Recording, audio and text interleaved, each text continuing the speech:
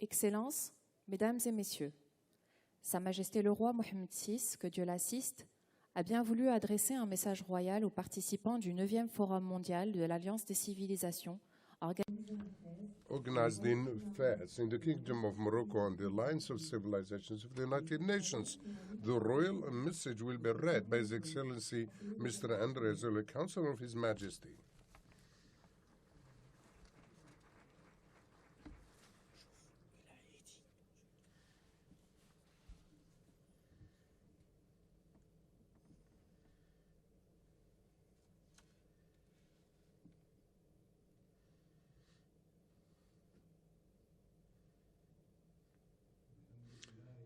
الحمد لله والصلاة والسلام على مولانا رسول الله وآله وصحبه. Mr. Secretary General of the United Nations, the Honorable High Representative of the United Nations for the Alliance of Civilizations, Your Excellencies, ladies and gentlemen. Today, the United Nations Alliance of Civilization is holding its 9th Global Forum on African soil. It is thereby giving a signal of continuity and universality, uniting everyone around the shared purpose, which is to foster the alliance of peace, and a common objective, which is to respond to the imperative need of living together in the name of the one humanity. That the Alliance of Civilizations should meet in Fez is perfectly natural. Did Morocco not have the privilege and the honor of being one of the founding members of the Alliance? Is Fez not the spiritual capital of a kingdom steeped in history? It's Qarawiyyin University in Fez, not the oldest university of the world, the place where Muslim and Jewish scholars and even a pontiff completed their instruction. Today, in its Euro-Mediterranean University, not shaping a space of academic and intercultural dialogue between the two shores of the Mediterranean, Fez is the incarnation of a fruitful alliance of civilizations. That the alliance of civilizations should meet in Fez is also a privilege.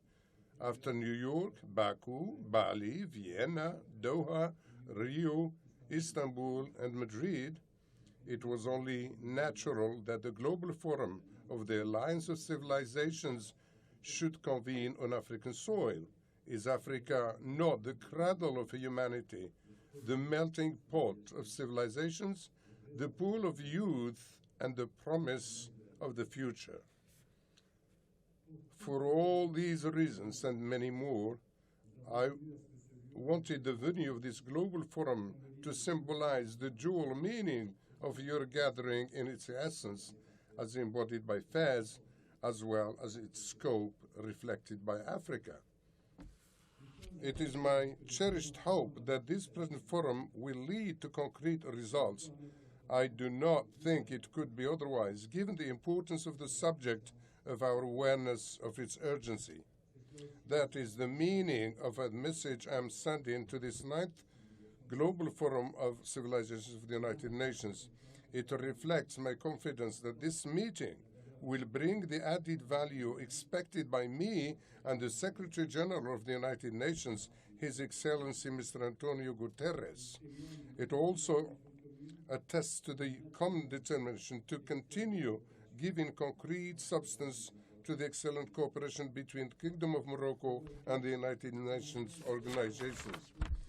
Today, we are walking down the path concerned of those who have worked and make sure the Alliance of Civilizations is both relevant and influent.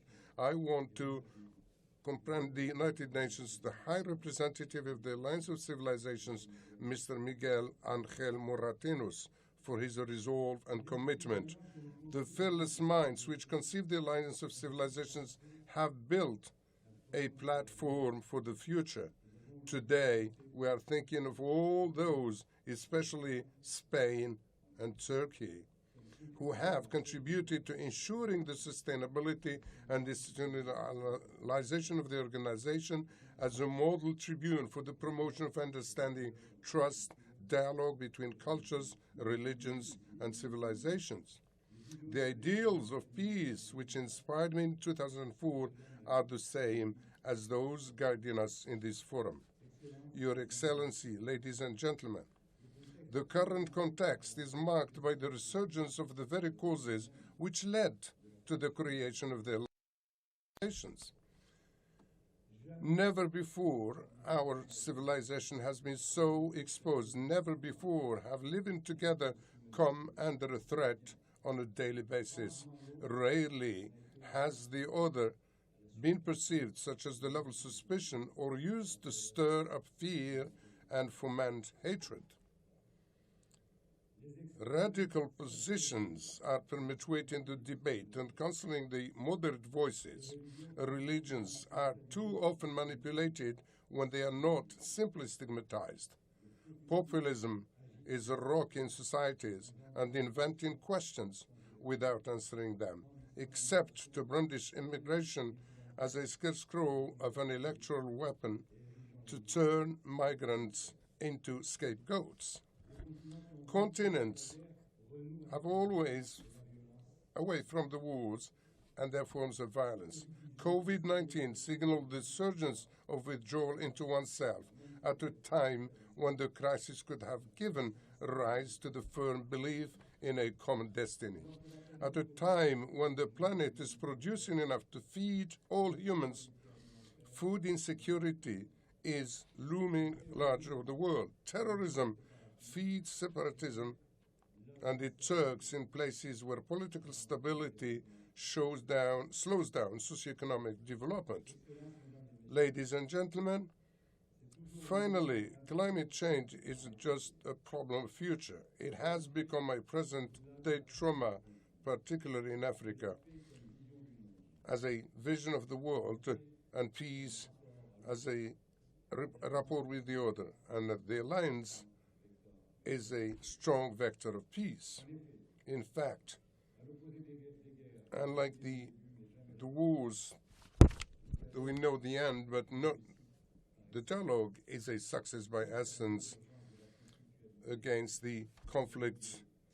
Dialogue is always a positive promise, otherwise of a mutual shared knowledge. So dialogue, carried by dialogue, the alliance, and that builds the conditions of success. It's the dialogue that the salvation will come, under the condition that this dialogue be inter-civilizational, that is to say, inclusive, and also worrying about humanity with all its components to understand the world in its plurality and act through multilateralism, non-vertical multilateralism, and incarnates the universal in its first meaning. That this dialogue is intergenerational, that's inclusive, and has all segments of humanity, and world in plurality acts through non-verbal materialism and modifies universal virtues. And the discourse of hatred are the ones that make peace.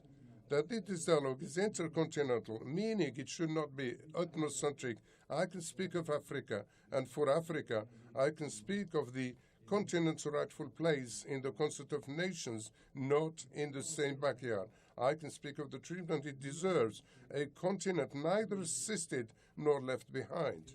I can speak of the need of Africa to have the partners it deserves and the partners that deserves it, one that is appreciated, and that is namely the demographic lung of the world, and with its planet's economic reservoir and its hopes. Excellencies, ladies and gentlemen, a founding member of the Alliance of Civilizations, the Kingdom of Morocco has been involved in all of the organization's struggles. Firstly, for reasons that inseparable from its identity, Morocco is built around a model of openness, harmony, and synergy that has seen the convergence of the Arab model Islamic Amazigh and Sahara Hassani confluence, and that has at the same time been enriched by African, Andalusian, Hebrew, and Mediterranean territories.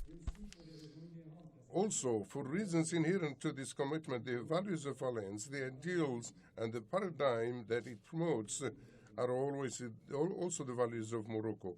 These are paradigms. From the very first, Morocco has been committed to this basic policy. It has remained satisfactorily attached to it. Firstly, it has shown its commitment by promoting openness as a pillar of the culture of peace. My grandfather, His late Majesty King Mohammed VI, protected our fellow Jewish countrymen in the face of Nazi barbarism and against the brutal strictness of practices of the Vichy regime. During the reign of my father, Hassan II, turned the spirit of brotherhood between Moroccan Jews and Muslims all over the world. For more than 2 decades, I have personally been working to enhance and safeguard the Moroccan Jewish heritage and to cultivate a spirit of sincere communion between Jews and Muslims in a land of Islam. This bond makes Morocco unique. And with unquestionable consistency, we have shown again and again that the Kingdom of Morocco has made the choice to remain a land of tolerance, coexistence, and openness. Secondly, Morocco has also shown its commitment by living a religion as a vehicle of peace. As a commander of the faithful, all the faithful, I guarantee the free exercise of worship throughout the Kingdom of Morocco. I believe a religion should be prompt against extremism, not a pretext for it. This is a conviction I have championed everywhere through the Kingdom's religious diplomacy. The Foundation Mohammed VI for African Ulema and the Institute Mohammed VI for the training of imams, murshideen and murshidat are meant to thwart the radicalism that is rampant to the gates of Africa and to promote a moderate, middle-of-the-road Islam. Conscious of that role, Morocco has the United Nations General Assembly adopt a resolution A733228 on a combating hate speech, promoting interreligious, intercultural dialogue and tolerance. Co-sponsored by 90 countries, that resolution highlights the first plan of action on combating hate speech and promoting interfaith dialogue. I received His Holiness Pope Francois, who came to Morocco on a historic visit, during which we stressed the importance of seeing the 3 academic religions open up to each other in the framework of respect, of otherness, and understanding the other. With Pope Francois, we signed Al-Quds Appeal, which calls for the preservation of the Holy City as a gathering place for the faithful from those monolithic religions and a symbol of peaceful coexistence, dialogue, and mutual respect. Third, Morocco has demonstrated its comprehension by working for development in broad sense as an ingredient of peace. Morocco is a key ally in fight against terrorism, a reliable partner in the fight against climate change, and a responsible actor in the management of migration. My country has been involved in all areas of the Alliance's action, from the consolidation of multilateralism to enhancing the status of young people and making them aware of their responsibilities, to empowering women and highlighting their role as actors in the promotion of peace and security. Mr. Secretary General, Ms. High Representative of the United Nations, Your Excellencies, ladies and gentlemen. Politics speaks to citizens. Religion speaks to their souls. Dialogue to their civilizations. In all idioms, we must speak and embrace peace. This injunction stems from the hopes of past and future generations. At this very special moment in history, as we fight climate change and terrorism, as we seek to promote sustainable development and ensure water, energy, food security, in fact, development in general, we must go back to that which is paramount, namely living together. This is really no point in carrying major projects if we do not manage to go beyond the first link of the chain of living together in the name of a single humanity, which puts back human beings at its core. Mohammed VI, King of Morocco.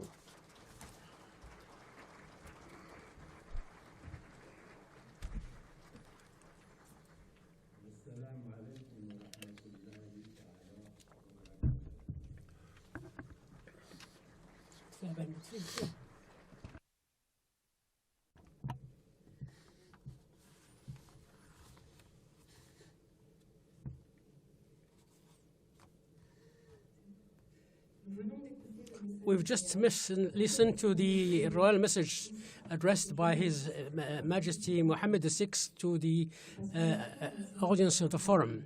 And now we move on to the opening of the forum.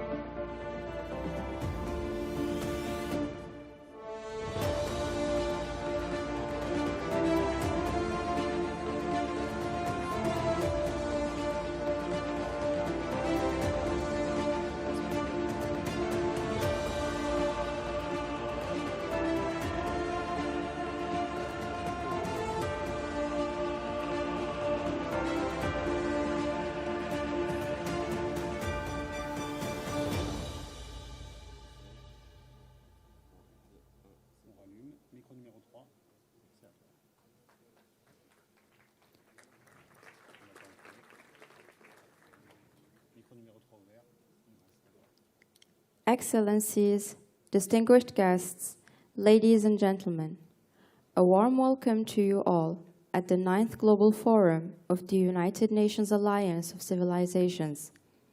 I would like to invite the High Representative for the United Nations Alliance of Civilizations, His Excellency, Under-Secretary General Miguel Ángel Moratinos, to deliver his remarks.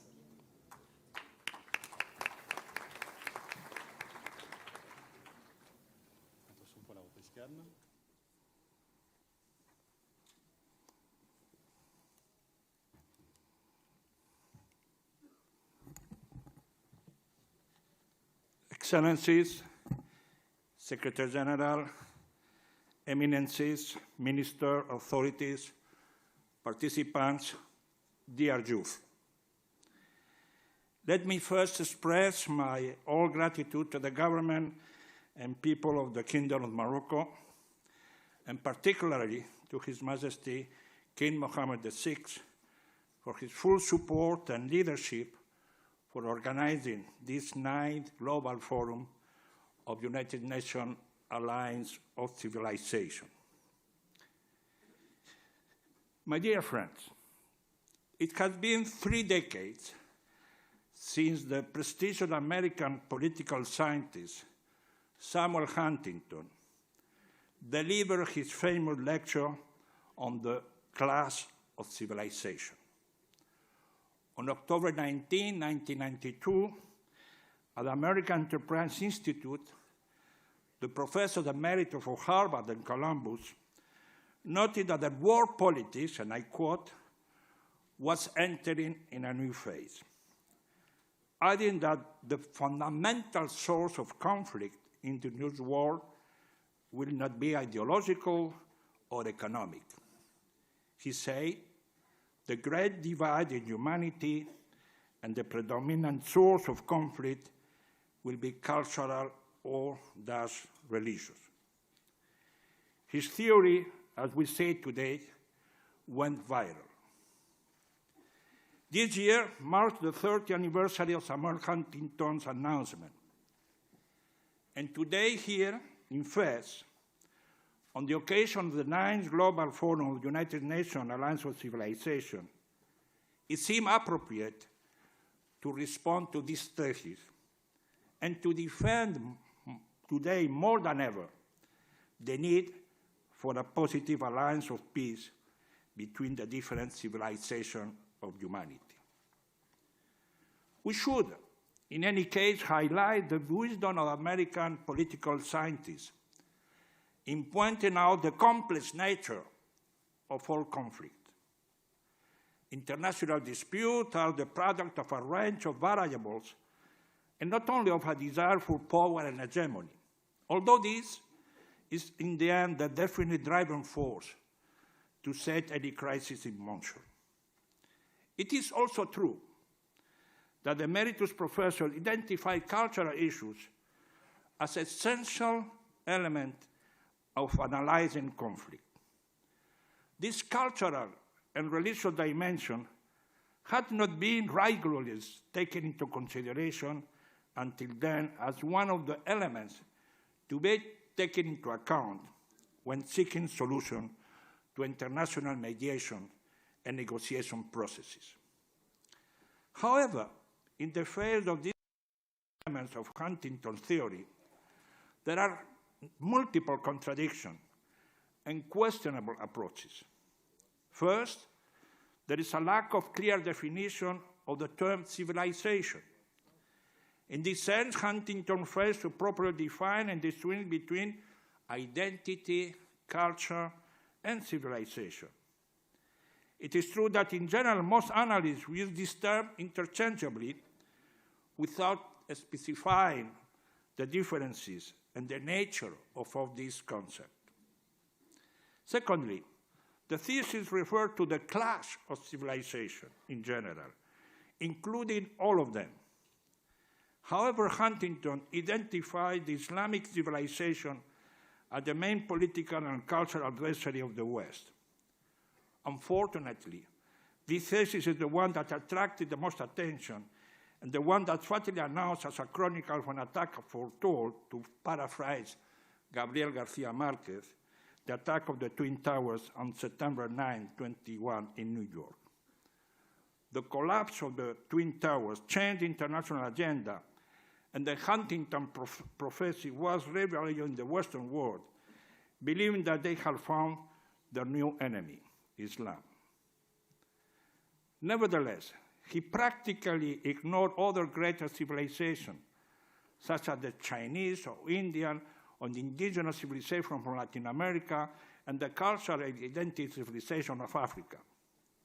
And I'm extremely happy today, here in Fez, and grateful that here in this forum, we can count on high-level delegations coming from China, India, Latin America, and of course, from Africa.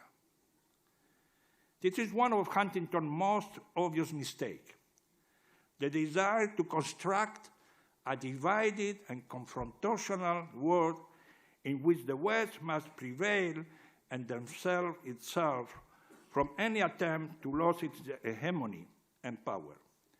It is this categorical affirmation that is criticized and rejected by the vast majority of analysts and experts.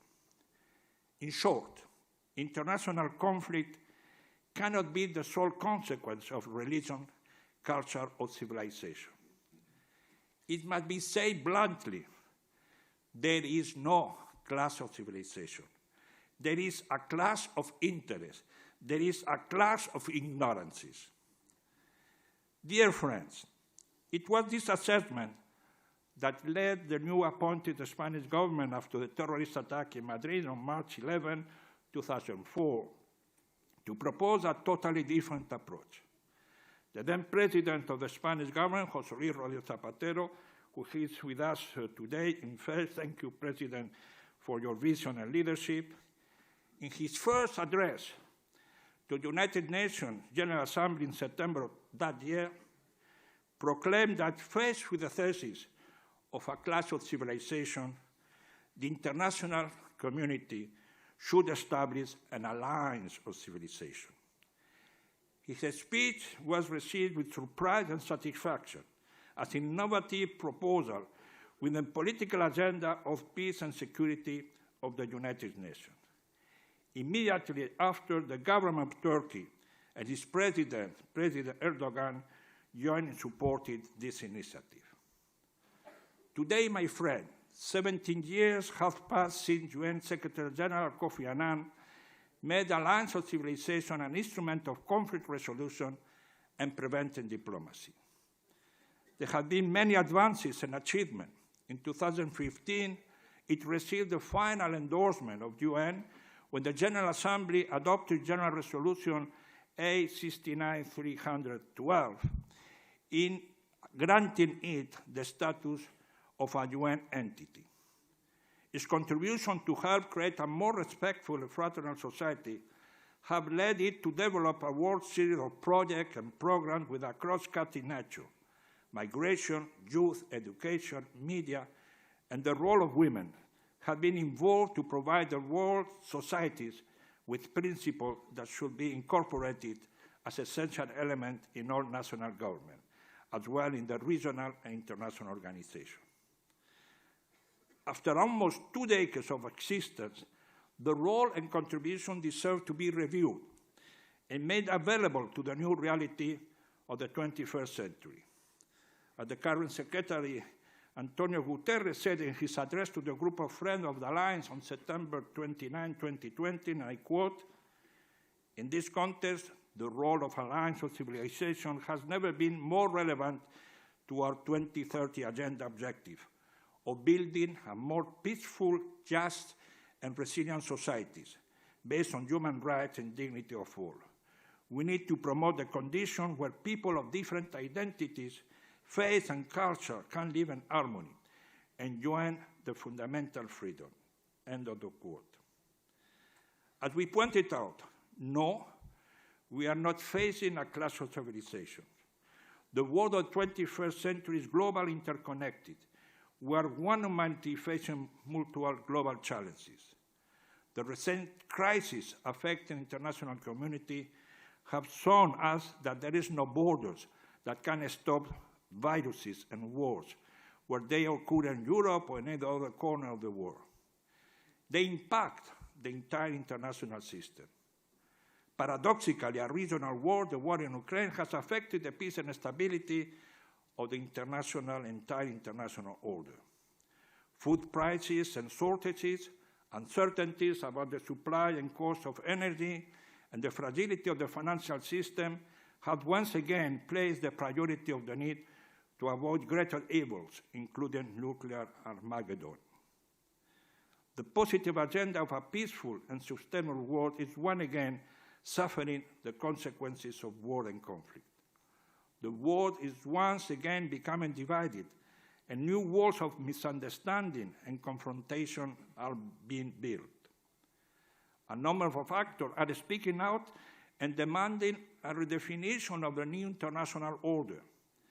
This new dialectic should not be seen as negative, provided that all parties understand that there is no alternative to a multilateral world, that accept and benefit from the plurality of actors, and that are all mobilized in favor of one humanity and peace and prosperity. This is the major challenge faced by the Alliance of Civilization. It's not a question of ignoring or not recognizing the existing of multiple cultures of civilization, an indisputable reality, but rather ensuring that all actors accept and respect each other and collectively seek to safeguard the planet and humanity. My dear friends, the real danger is that we are facing with new type of totalitarianism, a technological totalitarianism that wishes to totally control the behavior and action of human beings through political economic practices that led to the full surveillance of human beings. This led to turning citizens into mere consumers, where their freedom of choice or decision will be practically eliminated thanks to the new technology and the advance of artificial intelligence. There is unanimity that we have and we should invest in artificial intelligence. But my dear friend, above all, and most importantly, we need to invest more in human intelligence. Unfortunately, very little is being done in this regard. Here, let me quote Sir David Khalili. He said, "Common sense is not our common enemy. Yes, investing in human intelligence should be our main concern, is common sense." A second totalitarianism moved in the social cultural world. The tendency of the main actors is precisely to create a uniform, flat, one-dimensional world where diversity and otherness are considered as negative elements that must be fought and eliminated. We are witnessing obsolete discourses that remind us of the past time when only one ethnic group or race could be defended. The discourse of hatred, this racist attitude, should have disappeared after the monstrosity of the Holocaust in the 20th century. It is in this debate that the alliance of civilization can and might find its new place and legitimacy. Dear friends, no, we are not witnessing a clash of civilization. What we are witnessing is a clash of interest and ignorance. No, there is no clash of civilization. What we are witnessing are clashes of a struggle for hegemony and attained zone of influence. On the contrary, yes, there is only one humanity. Yes, the challenges are global and call for global response. Yes, the youth of the world are demanding responsibility and action from us. They want a better world, a sustainable planet, a fraternal humanity. Yes, the alliance of civilization can precisely serve as a platform to facilitate understanding, comprehension, and respect of each other, culture and civilization, which in any case need each other in order to survive in the future. The alliance can and should be an initiative that study and discover the thousands of similarities and synergies that exist both at the philosophical, religious, and practical level among different cultures and religions, while at the same time it can help to distinguish and identify the differences.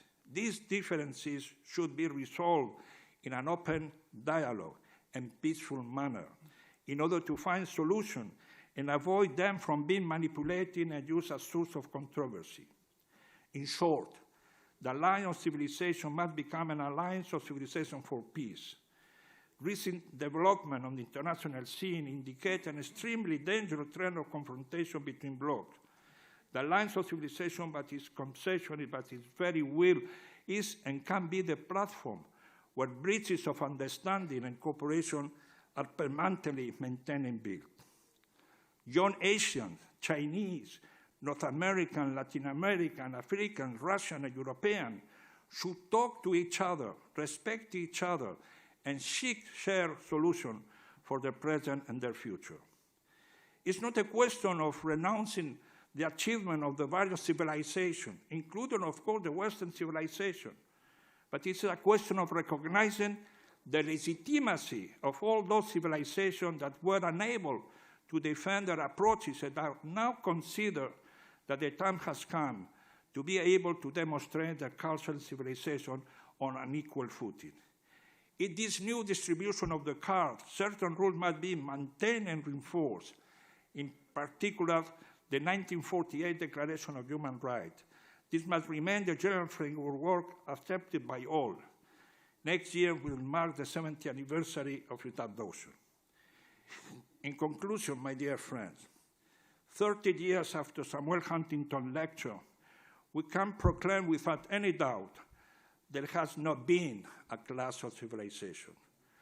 What is more relevant is that Professor Samuel Huntington, in one of his late articles, conclude by saying, and I quote, "We should all accept that there will be not a universal civilization, but on the contrary, a world with different civilizations that will have to learn to coexist each other." End of the quote. In short, the emeritus professor's ultimate advice is to learn to coexist with each other. It is true that Samuel Huntington is inspired by the traditional Western concept existed at that time, where concepts such as tolerance and coexistence were pronounced and considered as positive manifestation. Today here in Faith, we, the world citizens, should be able to express ourselves with a sufficient level of maturity and development and take a leap forward towards building a positive terminology and a political action. In the face of negative concepts and attitudes, we should defend a new positive vocabulary. In the face of defending tolerance, let us defend mutual respect. In the face of defending coexistence, let us defend living together, convivencia. In the face of defending minority, let us defend the equal right of all citizens. In the face of exclusion and separatism, let us defend inclusion and fraternity. In the face of only a dialogue of civilization, let us engage ourselves in an alliance of civilization and a collective commitment. This task can and must be developed by an alliance of peace. Thank you very much.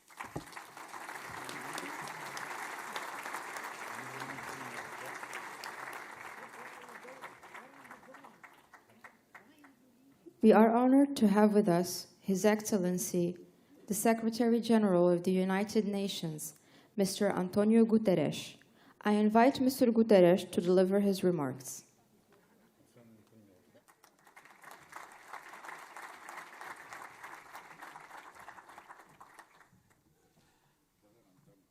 Excellences, chers et chers amis. Excellencies, dear friends, let me first express my thanks to the government of Morocco and the people of Morocco for their hospitality. Morocco has always been a seat of fight against extremism, and therefore you are an essential and seat of this forum. I'd like in particular to express my thanks to His Majesty Mohammed VI for his engagement, for his commitment to the dialogue, to the defense of dialogue, tolerance, and diversity as a richness to our societies and our world. I would like to thank the High Representative Mauritanius for his action at the head of the alliance, and I'd like to congratulate us for the choice of Fez as a seat for the meeting. From its history and secular history, Fez is the real place to meet and engage a reflection on the state of our world. Excellencies, we see all around us a world in crisis. The forces of discourse and hatred find a fertile field for injustice and conflicts.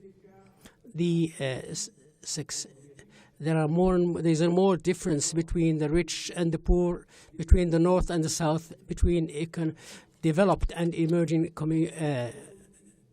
economies.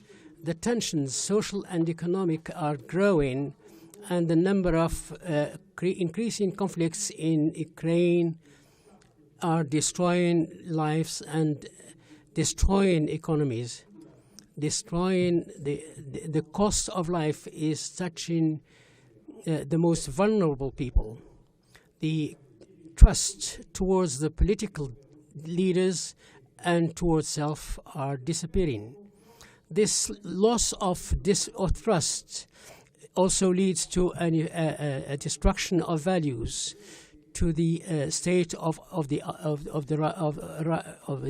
law, and also discourse of hate and disinformation and which target women in particular and vulnerable communities, intolerance and irrationality are an old demon. Anti-Semitism, sectarism, anti-Islamic, persecution of Christians and xenophobia of racism is appearing again.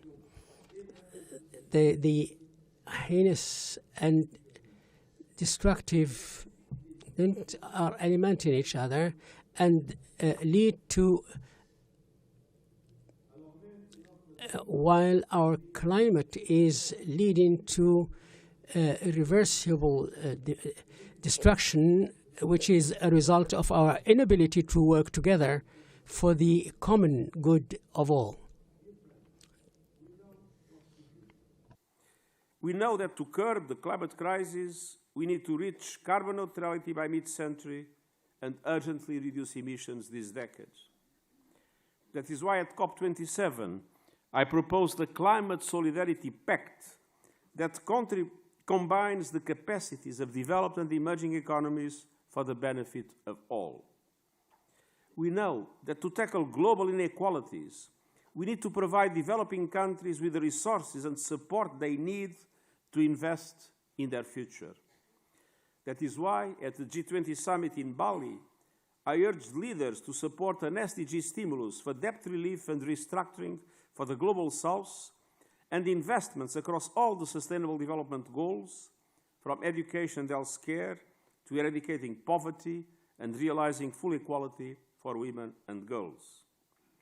We know that we need urgent action to prevent further instability and hunger from the Horn of Africa and the Sahel to Afghanistan, to Haiti, and beyond. That is why the Black Sea Grain Initiative and efforts to ensure Russian food and fertilizers can flow to global markets are so critical to stabilize markets and lower food prices. And we know that to halt the proliferation of conflicts, we need to strengthen prevention and build the foundation of lasting peace. Excellencies, the what is not the challenge, the how is. How to secure cooperation, how to raise ambition, how to marshal resources, how to mobilize political will, how to catalyze actions at all levels, from the global to the local, and how to act in solidarity. The Alliance of Civilizations is helping, showing the way.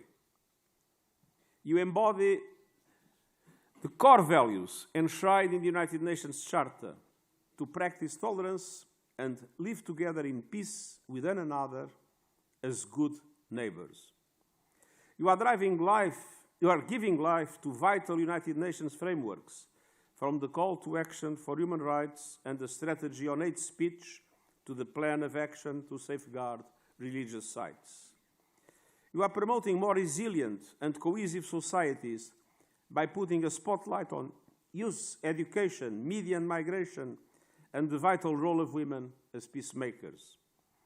You are working to build bridges and help people move from conflict to collaboration.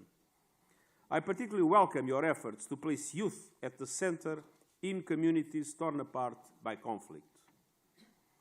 I am thinking of people like Magdalene Amoni from Uganda, who lost a family member to the Lord's Resistance Army. Today, she is helping former child soldiers integrate into their communities in the face of severe human trauma and mistrust. I'm thinking of people like Elsa Marn da Silva from India, who co-founded a platform that crowdsources and maps sexual violence and harassment. Her efforts are mobilizing thousands of young people around the world to break the silence and end gender-based violence. And I'm thinking of the work of people like Imam Mohamed Ashafa and Pastor James Wui, who used to lead opposing militias in Nigeria. Today, they are united in friendship and partnership to diffuse religious conflict. It is in examples like these that fill me with hope for the future.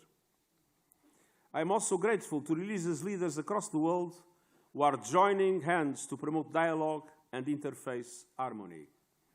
The declaration Human Fraternity for World Peace and Living Together, co-authored by His Holiness Pope Francis and His Eminence the Grand Imam of Al-Azhar, Sheikh Ahmed El Tayeb, is a model for compassion and human solidarity.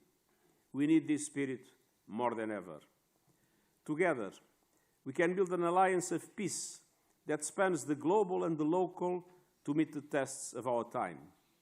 If we recognize diversity as a richness, and if we invest in inclusion, and if we make sure that all of us, regardless of race, descent, origin, background, gender, religion, or other status, can live lives of dignity and opportunity. The Holy Quran teaches us that God created nations and tribes so that we might know one another. At this time of peril, let us take inspiration and stand together as one human family, rich in diversity, equal in dignity and rights, united in solidarity. Let's all do our part, and I thank all of you for your leadership and your commitment.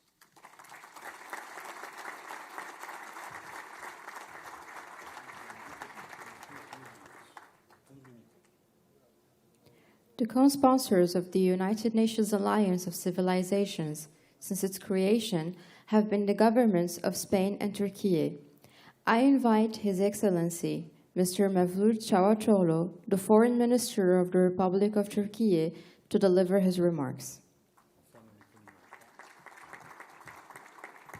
Bismillahirrahmanirrahim. Mr. Secretary General, Mr. High Representatives, Excellencies, ladies and gentlemen, and dear friends.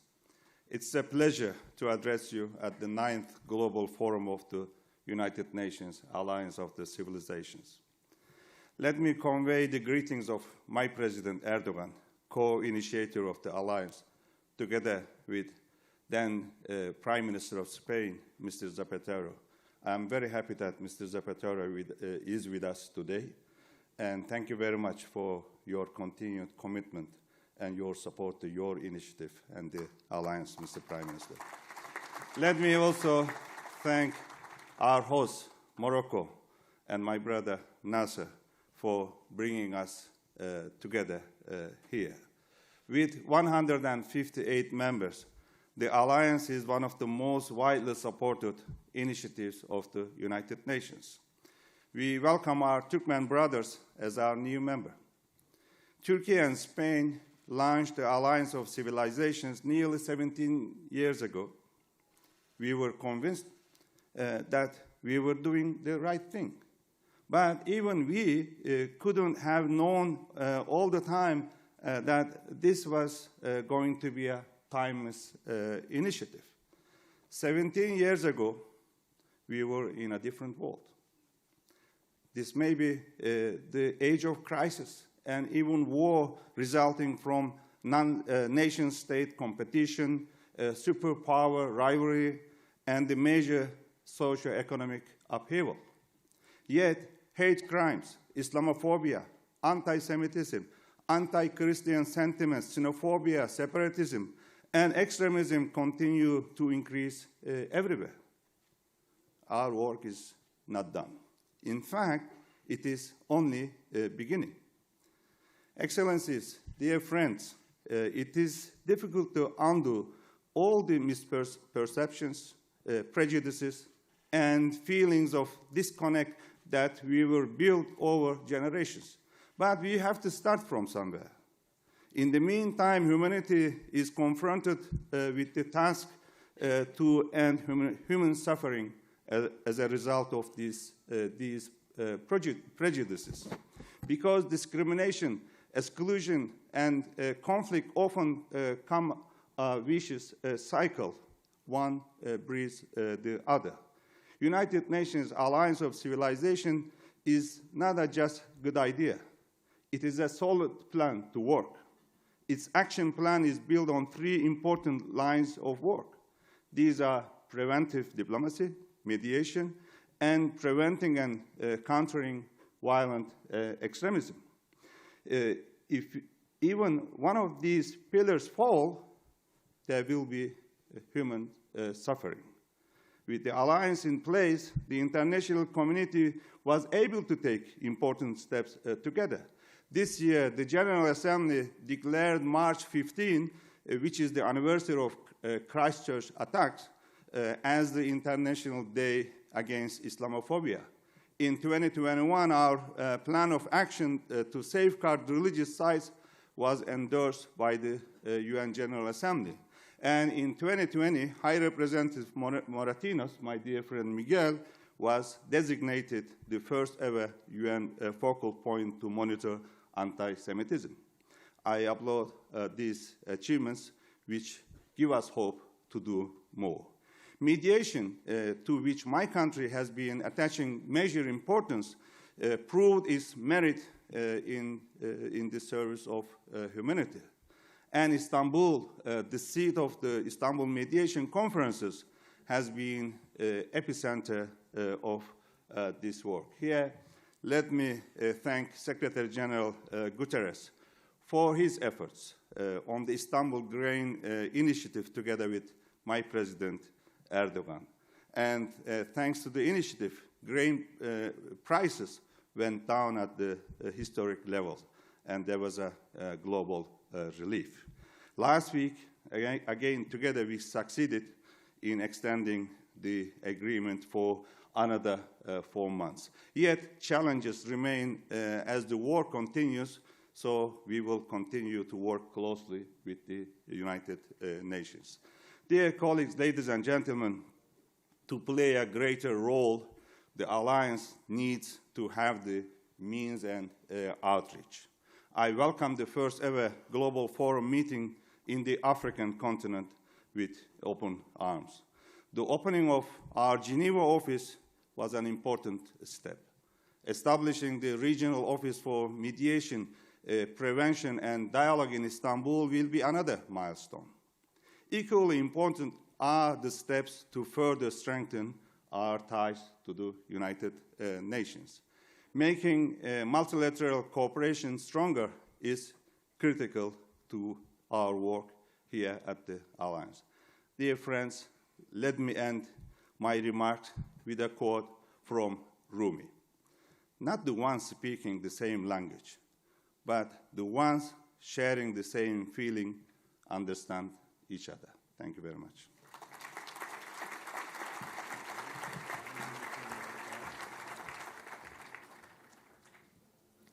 I invite Her Excellency, Ms. Pilar Cancela Rodriguez, Secretary of State for International Cooperation of Spain, to deliver her remarks.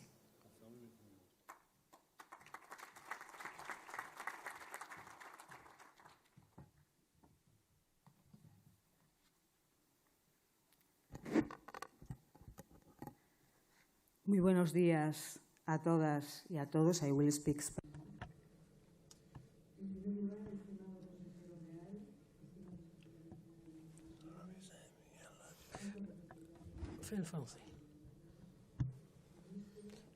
Dear Mr. Moratinos,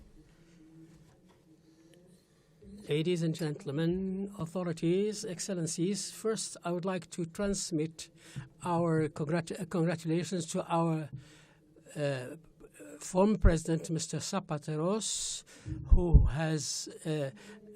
is attending this meeting. It's a pleasure to see you all anew from a presidential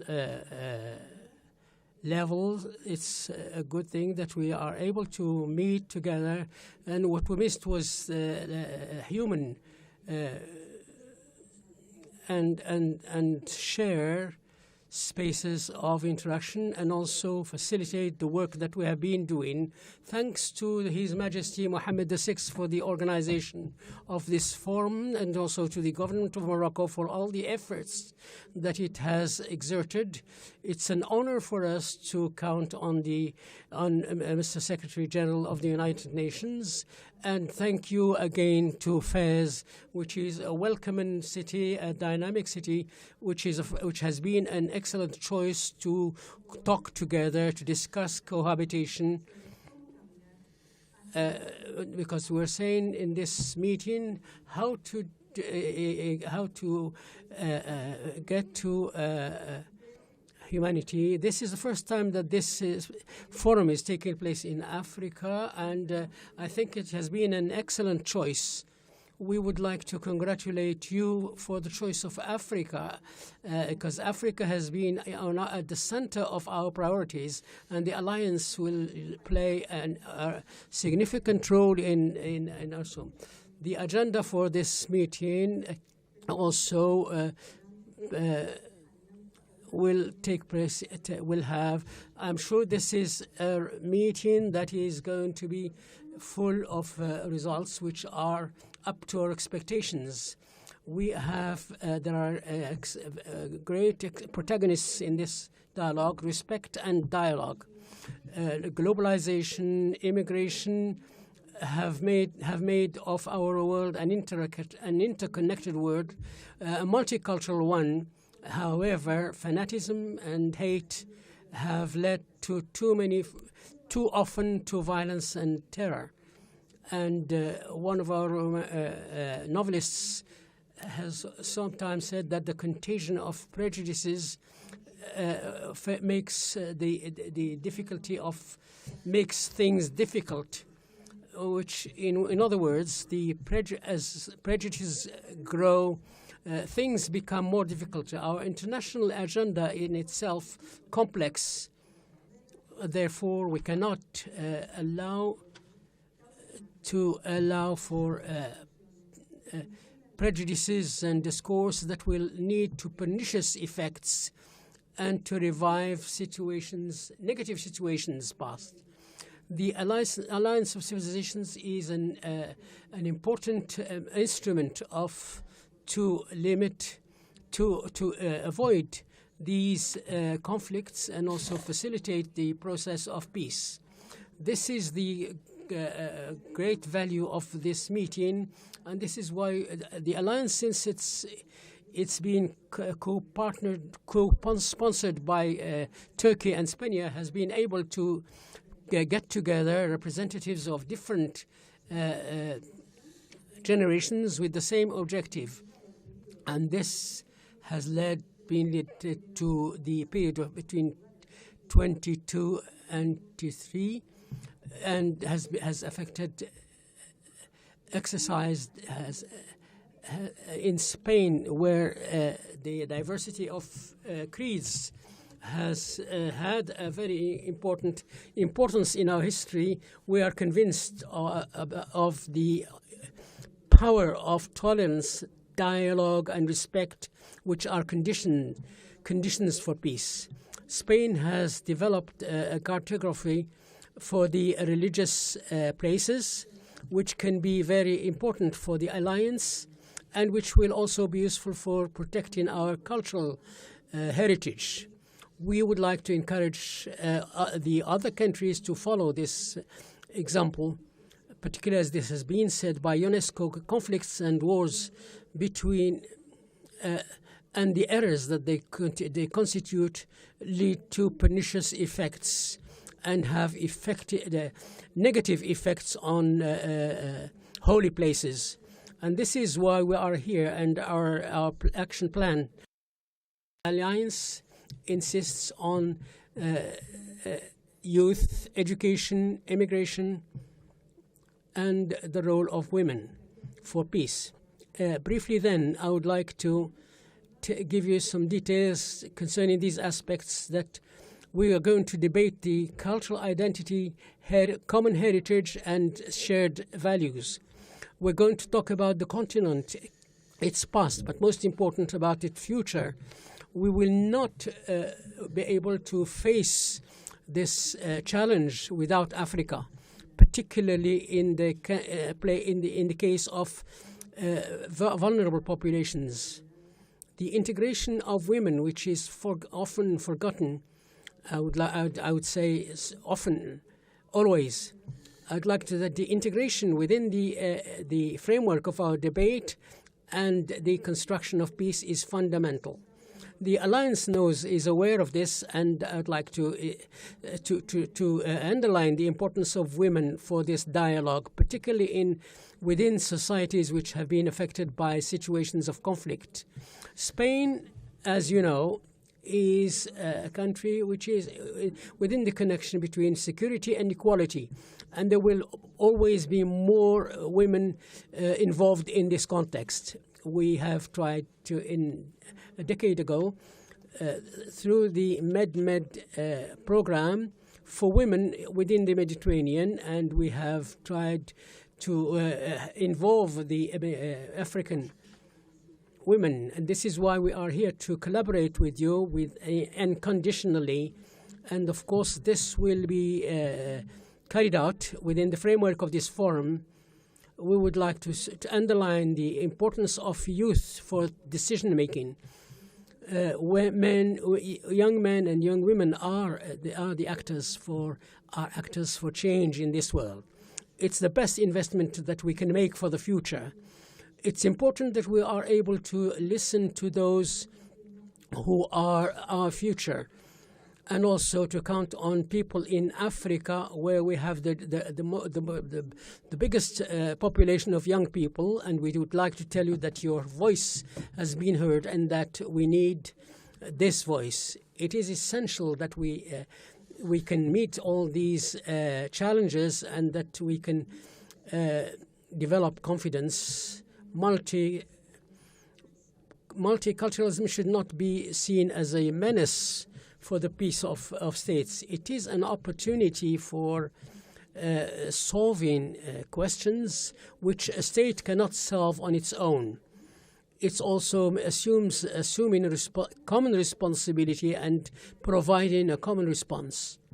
Spain would like the United Nations, and particularly wishes the United Nations, and particularly the Secretary General, to all the actions that are being carried out through Peace for Peace and a global alliance for peace, so that we can all meet and meet these inequalities. And the Alliance of Civilizations is an important instrument of prevention, and the quality of our response must be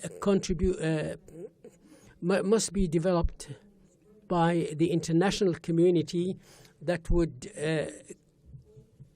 lead that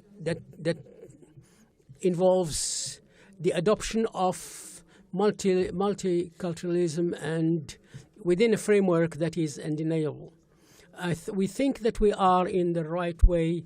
It's the way of our forum, and it's the forum of the Alliance, and it's in this way, in this path, that we meet to do good. Thank you very much.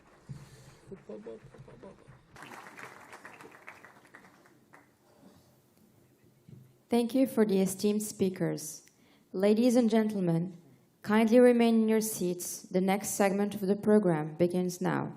The Voices of the Wise, Pathways to Peace and Living Together in Mutual Respect.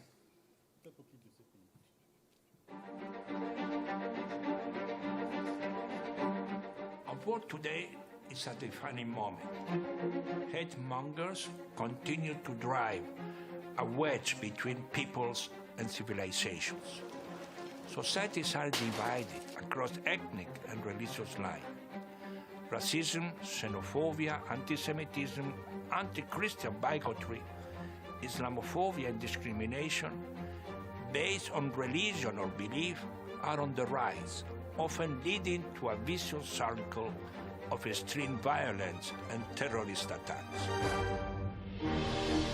In these troubled times, the United Nations Alliance of Civilizations, UNAOC, is a unique and inclusive platform for member states, the private sector, youth, civil society, and the media to exchange views and commit to dialogue and new partnerships. Created in 2005 as a special initiative of then United Nations Secretary General, Mr. Kofi Annan, and co-sponsored by the governments of Spain and Turkey, UNAOC feels an urgent and pressing need to fill a policy gap in the governance of cultural diversity, which is constantly being threatened by growing divisions between societies, the rise of violent extremism, the polarization of attitudes and world perceptions, and frequent manifestations of intolerance, racism, and bigotry. The United Nations Alliance of Civilizations is closely aligned with my own priorities and the vision outlined in the prevention agenda. The Alliance is not a feel-good. It is fundamental to peace, to security, to sustainable development, and to the world we need to build. The role of the Alliance of Civilizations has never been more relevant to our 2030 agenda objective of building more peaceful, just, and resilient societies.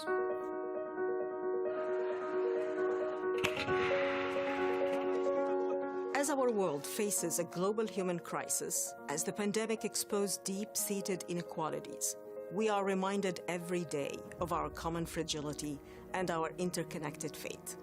There is no alternative to standing together in unity and solidarity in inclusive societies. With its motto, many cultures, one humanity, the United Nations Alliance of Civilizations was created to embrace and promote cultural diversity, religious pluralism, but most of all, mutual respect. There is no peace, no development, no security, and no human rights without accepting and embracing diversity as a richness rather than a threat. To help reduce cross-cultural tensions and build bridges of understanding, we continue to develop and implement flagship programs with the aim of facilitating the global conversation on the challenges and opportunities of living in a landscape of diversity. Our project activities are fashioned around 5 priority areas: education, youth, media, migration, and women as peace mediators. Through the Intercultural Innovation Hub, we connect people and cultures, empower grassroots organizations by enabling them to reach their full potential, and elevate and scale up social innovations by offering holistic and lasting support. Through our Youth Solidarity Fund, we support youth-led organizations around the world that foster peaceful and inclusive societies through seed funding and capacity building support. With our Young Peace Builders Peace Education Initiative, we equip young people with skills to enhance their positive role in issues of peace and security and in preventing violent conflict. Through the Plural Plus Youth Video Festival, we empower young media makers to explore the issues of migration, diversity, social inclusion, and the prevention of xenophobia, as well as sharing their creative vision with the world. With our fellowship program, we select young civil society leaders and professionals from Europe, North America, the Middle East, and North Africa for 2-week exchange trips between different countries where they engage with local actors and key stakeholders to learn about intercultural dialogue. Through Eden, empowering dialogue and interfaith networks, we provide young religious leaders and young media makers with a peer-to-peer learning space and build their capacity to prevent sectarian violence and counter terrorist narratives. Through Sport for One Humanity, we elevate the universality of sport and its unifying power by strengthening the capacities of sports-based grassroots initiatives that promote sport as a tool for fostering diversity and inclusion. With News Generation Against Hate, we empower young people to combat misinformation, hate speech, and stereotypes by promoting intercultural and interreligious understanding in the media. Through Youth Waging Peace, we aim to create a whole community movement towards sustainable peace through youth-led activities. With Digital Games for Peace, we support youth in designing games that can be used as pedagogical tools for intercultural dialogue and social and emotional learning to prevent violent extremism. As a global convener, UNAOC continues to advocate for the promotion of interreligious and intercultural dialogue. To this end, UNAOC continues to strengthen its cooperation and expand engagement with other UN agencies, multilateral entities, faith-based organizations, youth-led grassroots movements, civil society, the private sector, and other key stakeholders to promote a culture of peace, global citizenship education, the Youth, Peace and Security Agenda, the prevention and countering of violent extremism, as well as combating hate speech and racist rhetoric. It is through mobilizing concrete action from an international umbrella of sincere collaboration with state and non-state actors that we continue to foster cohesive and inclusive societies. While we continue to respond to the United Nations agenda through our programming and policy advocacies, it is clear that we still have a long road ahead of us. Our work is far from done. Amid the current crisis, we need to work even harder towards building bridges between culture and civilization. We need to strengthen dialogue and understanding as the basis for cohesive, resilient, and inclusive societies. Today, more than ever, diversity is the reality that informs human life. Diversity means embracing pluralism in nation identities, beliefs, faiths, and tradition. Our cultures are tied to one another. Fundamentally, we are all global citizens of the world. We are many cultures, but we are one humanity.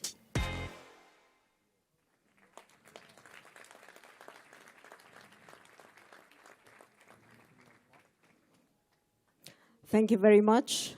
Big shout out to UNOC team. And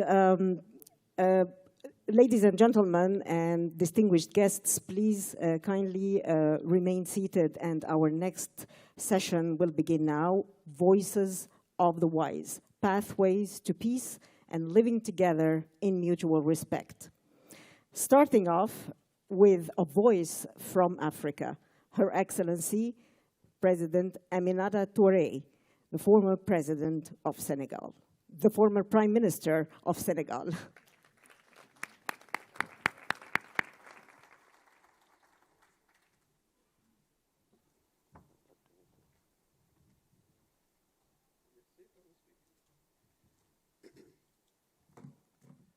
Thank you very much, former Vice President. That's a big difference there. Je voudrais m'exprimer en français. I would like to speak French. We're here in Morocco, and I would like to congratulate the Alliance of Civilizations for this moment of reflection. Coming from Africa, beyond Sahara, I would like to say that when we talk about alliance, let's say there is some sort of disagreement between us. Allow me not to be very diplomatic. Of the civilizations have been dominated in the name of civilization of other civilizations, and will still this past with us. I think it's high time we got rid of this. To do so, the debate on slavery first should be dealt with. The matter of reparation is not very extremist. It's maybe for this reason when African countries ask for the rights be increased at the level of the monetary fund, the debate on colonization and important resources taken from Africa on behalf of civilizing missions of other civilizations have been oppressed. So this problem, it's high time that we got rid of this. I think that we must do this because as your neighbor somewhere who owes you money, but every morning invites you to a cup of coffee, you don't go there with enthusiasm if at the origin this problem, you don't talk about this problem. So the Alliance of Civilizations should in particular be interested in these matters which are causing us send a strong message for the countries that have been colonizers can say that we didn't do well In fact, we regret, and we'd like to apologize for that. We didn't hear that enough. I think it's very important for Africa, where 75% of the population is less than 35 of age. They are educated, they understand, and such a message will bring together the civilizations, the Western civilization and African civilizations that we see. They carry cultures.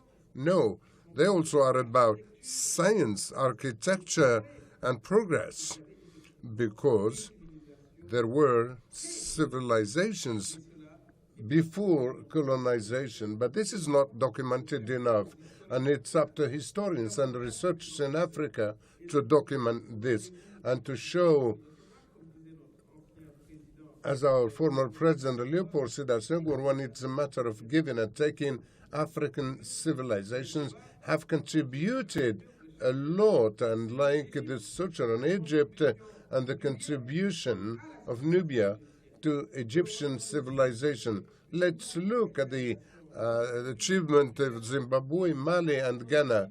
All these are civilizations that contributed to the universal civilization, not only in terms of culture, but science and contribution to humanity.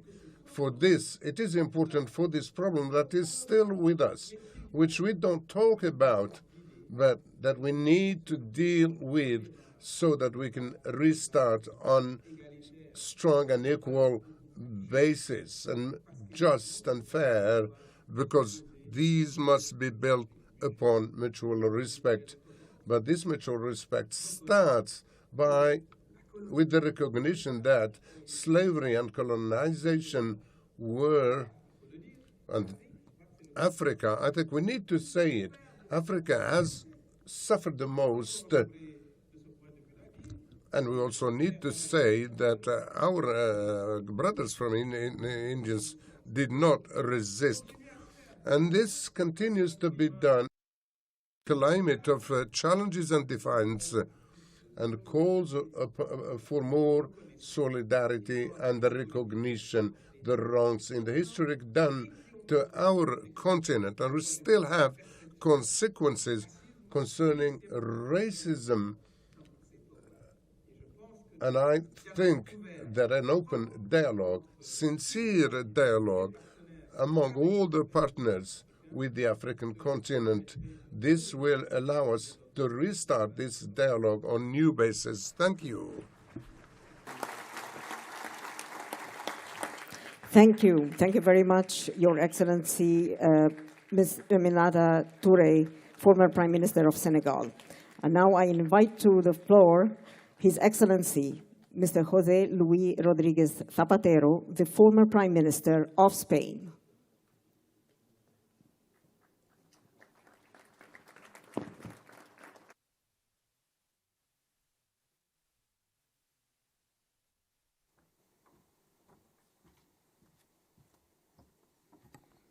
Muchísimas gracias.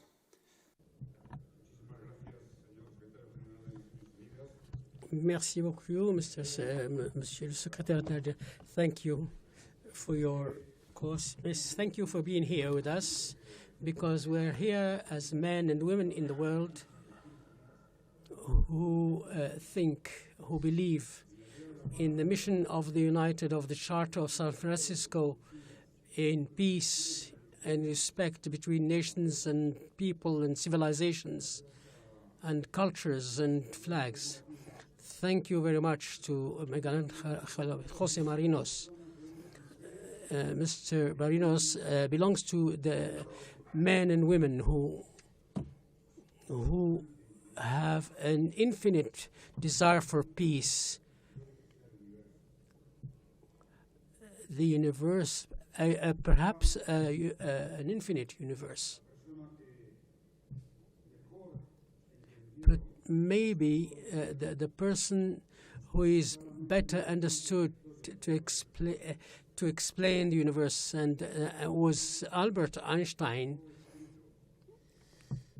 who wrote that the life of each individual has meaning only if he contributes to everything, to the fact that everybody who is a person in the world is nice, the best brain of the world, a militant for peace. And he did understand better than anybody else the universe, this large and vast universe. The Alliance of Civilizations was born from this spirit of peace. The word for peace, for dialogue, for understanding, respect, for living together. Some people wonder in what the Alliance of Civilizations consists. To institutionalize this word, this dialogue, to understanding between all civilizations and to do this with a historical project, the strongest project of the humanity, of the United Nations with no differences. This forum today, which is taking place in Fez, Morocco, dear Mr. Bourita, Minister, in this welcoming country and this city which is full of history and spirituality, this leads us to a commitment, a firm commitment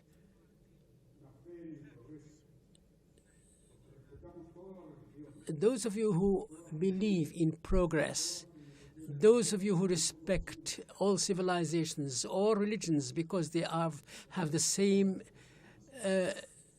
deepness, and that is to respect others, to embrace cohabitation. This commitment is nothing else than peace. Peace is our mission. Today, we received sad news of the death of Paulo Milanese, and whose songs has a very important poem, which says that we cry for all the absence, for all the unjust victims of the wars that we know, that nobody understands. Violence. The use of force, brutal force, the war crimes, or is war not a crime? Humanity has always had a capacity to progress. We have been able to abolish slavery, perhaps after the Holocaust, the abject pages of history that we need to recognize. And that was the phase that preceded colonialism, which has caused so many disasters. Yes, humanity has seen the abolition of slavery. And to say here today in Fez at the university that the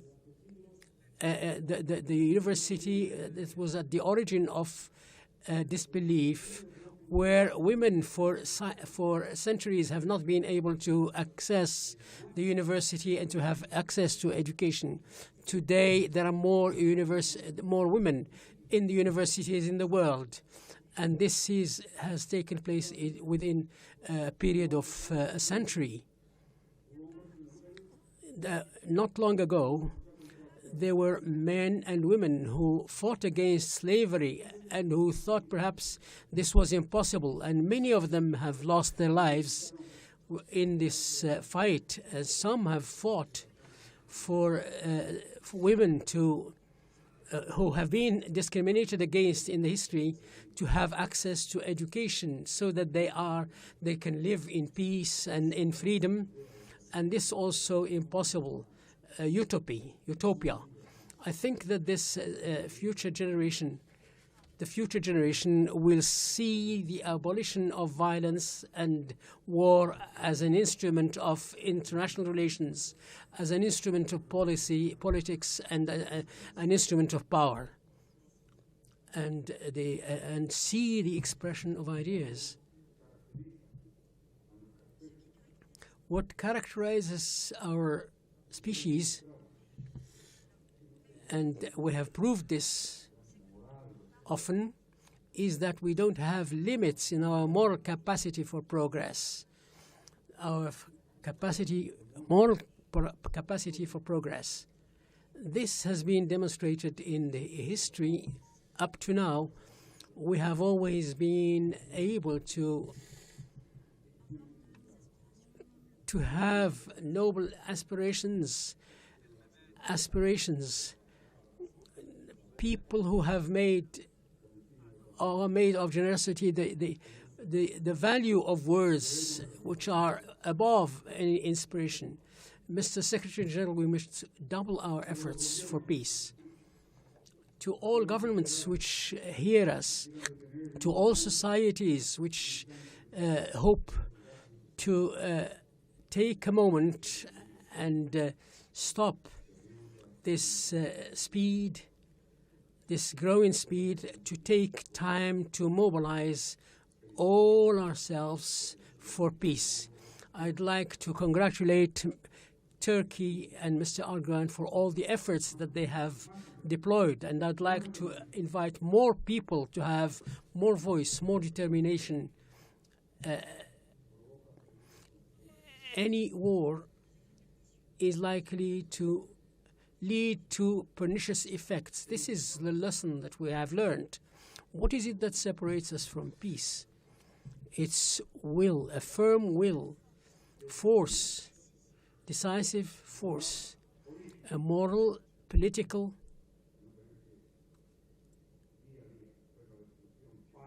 and the fact of not accepting destruction that we observe every day. This is what's the most difficult. We can remember what happened in the Middle East, in Afghanistan, in Iraq, in Libya, in Syria. 900,000 people died, and these people died, and mostly people from the civil society. It's simply because of the conflict between Israel and Palestine. Mr. Secretary General, this moment must happen. It's important that we get to a time when all this is ended and Palestine must have a state. We need to recognize the state of Palestine. It's important, it's essential.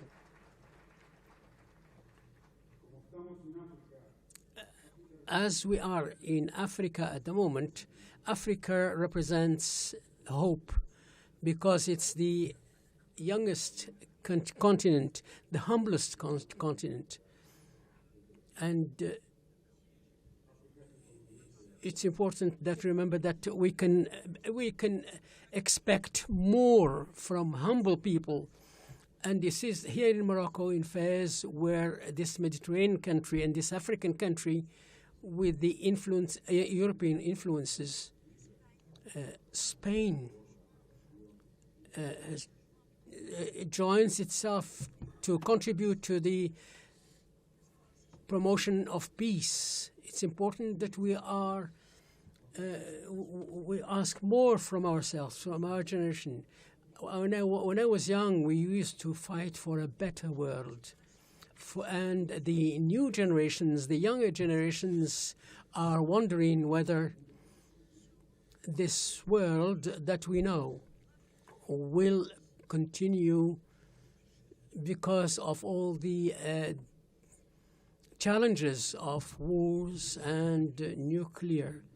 I'd like to launch an appeal and recall the risk of difficult moments where we are.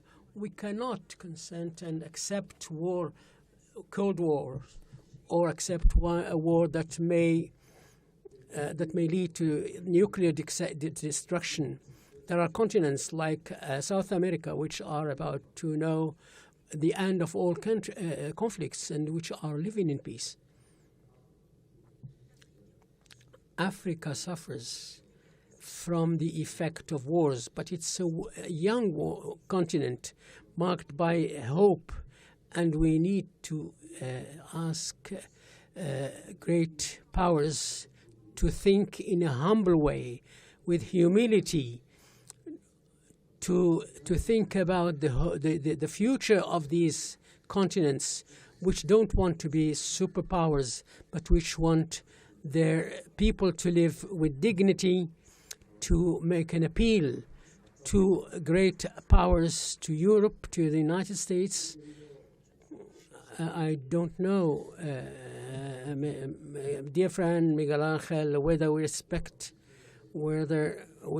to all religions, to languages, uses, traditions, will be able to get us to this peace, the peace that Kant used to talk about.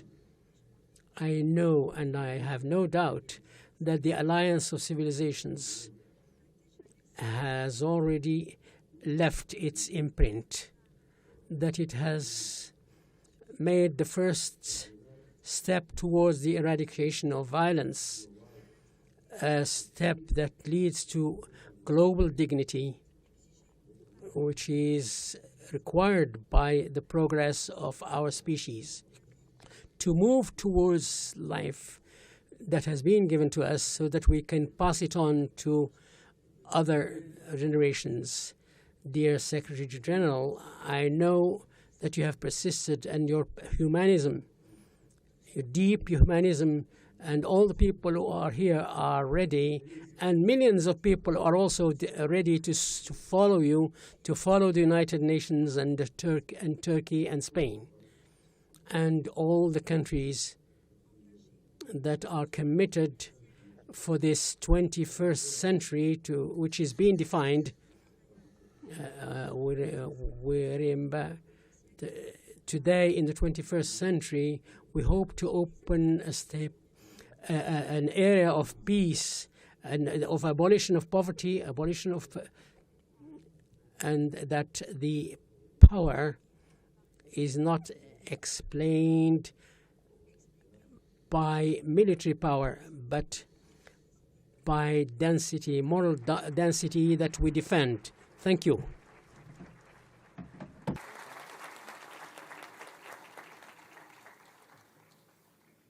Thank you very much, Your Excellency, Mr. José Luis Rodríguez Zapatero, the former Prime Minister of Spain.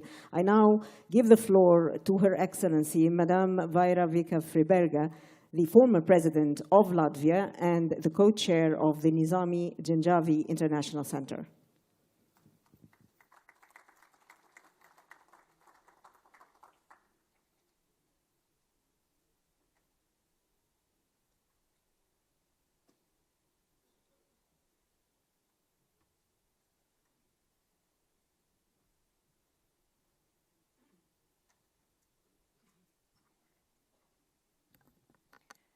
Your Excellency, Secretary General of the United Nations, Your Excellency, High Representative Martinos, representatives of the Kingdom of Morocco, ministers, Excellencies, ladies and gentlemen, friends. The Nizami Janjavi International Center is one of those supranational, infranational, international bodies where people come together to engage in dialogue precisely of the kind that the Alliance for Civilizations is meant to promote. And I'm happy to be here today to represent all my colleagues who come from parts of the world that have not been very much in the public domain, many of them from what used to be the huge body of territory and inhabitants, which was the Soviet Union.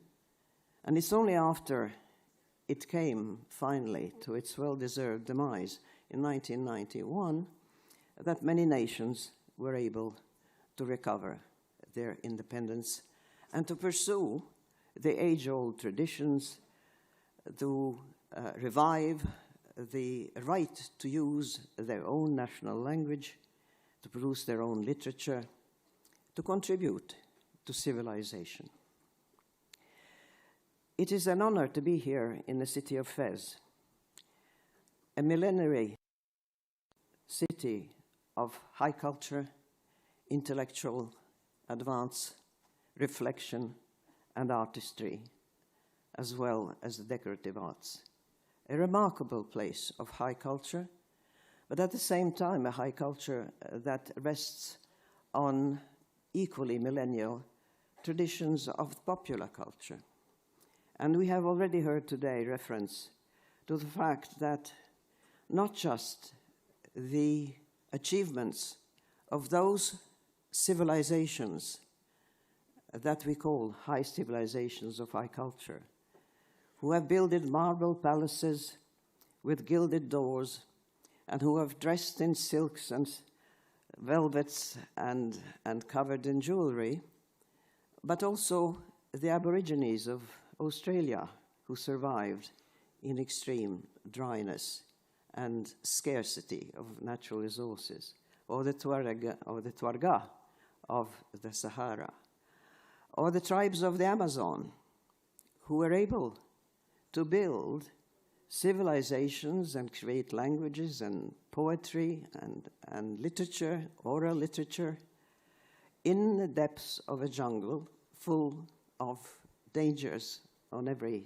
side, and who were not able, for material reasons, to develop gilded palaces and marble halls, but who did have a wisdom, for instance, in terms of medicinal plants and survival, that modern-day humanity is going back and trying to recover before they get destroyed.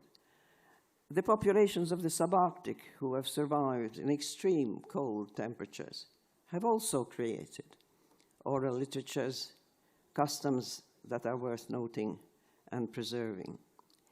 All of us need a lot to learn the breadth and depth of civilization such as it has been achieved across the world. But there's one orthogonal dimension to the technical or intellectual or artistic achievements of humanity, and that is the ability to empathize with other human beings, the ability to feel the other as one would feel oneself. And humanism is something that is distinct from civilization in its sense of high achievement, be it intellectual, artistic, or technical. Humanism is something that comes from the heart and from the soul. Religions have tried to educate vast populations to elevate their souls in some way or another. Too often, it has become a rigid sort of carcass within which people were forced to obey external demands and external appearances of obeisance rather than a felt contact with a divine spark that resides in the human soul. The slavery that we heard referred to by our distinguished representative from sub-Saharan Africa, Europe is not foreign to it. My country was invaded as the last pagans in Europe in the 12th century after an edict, a holy war declared against the last pagans in northeastern Europe, at the same time as the crusade against the Albigenses for purely ideological reasons was also being waged in the south of France and north of Spain. We were conquered in the name of Christianity, but the Latin people were reduced progressively over the centuries, deprived of their rights, and reduced to serfdom, and serfdom, which achieved its highest level when, after the Great Northern War, my country was incorporated into the Tsarist Empire, as was Estonia, Lithuania, Poland, parts of Poland at least, Ukraine and Central Asia, and the Caucasus. We see in the current status of and the structure of the United Nations, a status of what the world was like after the Second World War, with the winners being part of the Security Council and holding special powers over the rest of what the United Nations can do. We see that this structure by itself is paralyzing the United Nations and preventing it from achieving many goals, such as the rights of people to determine their own fate and future, the rights of sovereignty and territorial integrity, the respect for international treaties, both bilateral and multilateral, and the demand for spheres of influence. We have open demands that we hear in the world about spheres of influence that inherited from an imperial past somehow should be revived, and that some countries, rather than others, have more rights to decide what kind of civilization one lives under. And ladies and gentlemen, in the Nizami Ganjavi International Center, we come together, Palestinians, Arabs, and Jews, Christians of many denominations, representatives of countries of different origin and culture and language. But we do engage in dialogue, and I think that the Alliance of Civilizations is meant to do precisely that on the grander scale and on a formal scale. I encourage you all, both formal high representatives, high officials, representatives of governments, to continue on that path. We have a long way to go to truly realize the ideals of a world where every human being, man and woman, girl and boy, dark or light in skin, from a long history of civilization to the credit of their nation, or one that is just beginning its path to nationhood, that indeed this respect for every human being and every group of humans who have decided of their own free will and their own determination to choose their common path together and to build their country and their version of civilization together, we should respect their right to do so. And nobody, even those in possession of nuclear arms at their disposal, should be allowed to threaten the whole world with annihilation simply to realize their manias of grandeur and their need for self-expression at the expense of the suffering and the inhumanity imposed on others. Peace is a lovely thing, but when barbarism and inhumanity knocks at the gates, then one has to stand firm, and people must have the right to defend their right to existence, their right to their identity, their right to their language, and their right to their sovereignty. Thank you very much.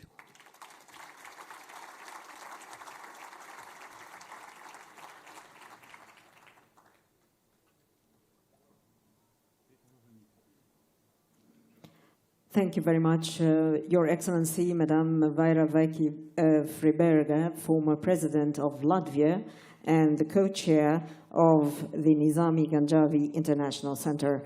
I now invite His Virtue, Sheikhul Islam Allah Shakur Pashazadeh, Chairman of the Caucasus Muslims Board in Azerbaijan.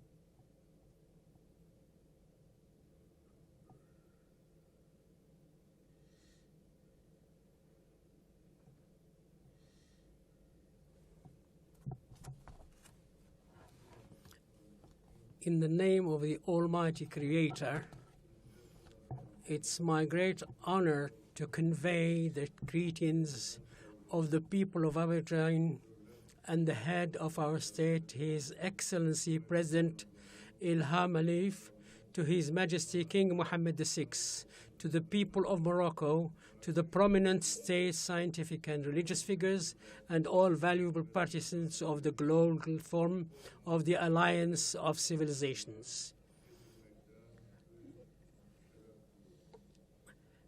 At present times, when the values of peace and coexistence became extremely important, the United Forum on Towards the Alliance of Peace, Living Together as One Humanity, is especially remarkable.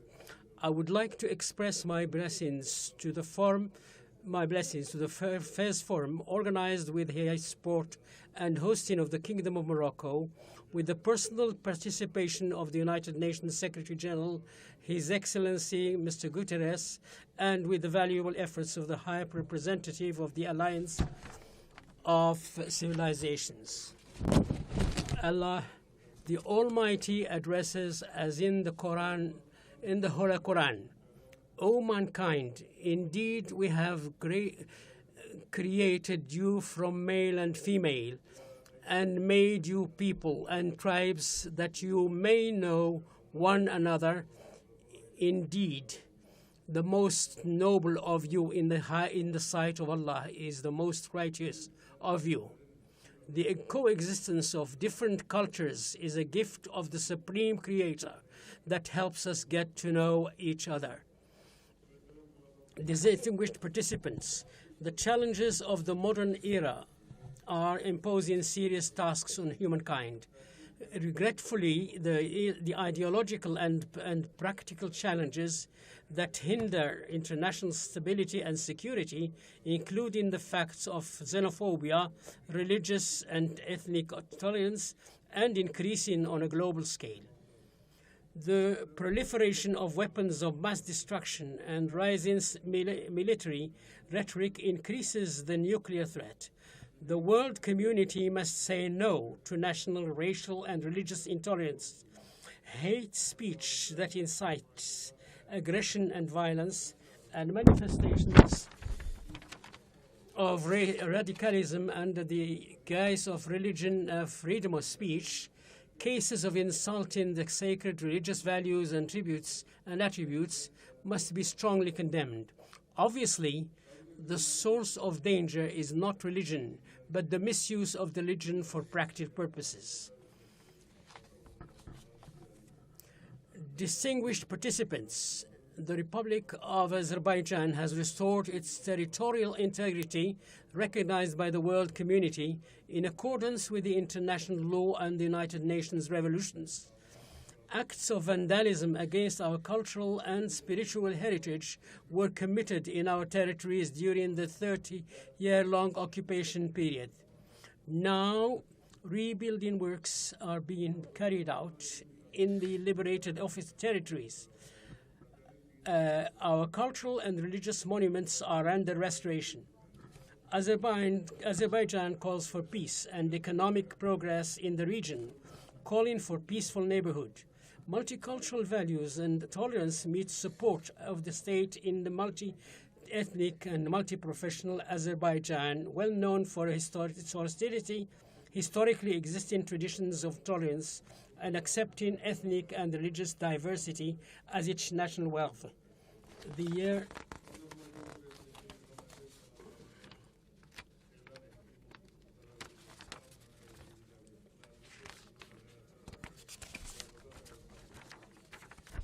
of multiculturalism, the year of Islamic solidarity, the Baku intercultural dialogue process. Peace of Culture campaign initiated at the level by our country serve human. To solve global problems, it is necessary to refer to universal moral values along with international legal norms. It is commendable that important work is being done on various platforms to improve cooperation of religious and political figures for the sake of peace and Islam. namely G20 to Interfaith Forum, the Interreligious Forum of Council of Europe, as well as the Human Fraternity document signed by Pope of Rome and the Grand Imam of Al-Azhar, Ibn Bayt. Distinguished participants, I would like to express my gratitude to the organizers of the forum for their kind invitation and give my support to all the initiatives of our event, aiming to build an alliance of peace and coexistence all over the world. I am confident that FAIR's Global Forum will make an important contribution to the creation of environmental mental trust worldwide. Inshallah, may the peace of God be on you. Thank you.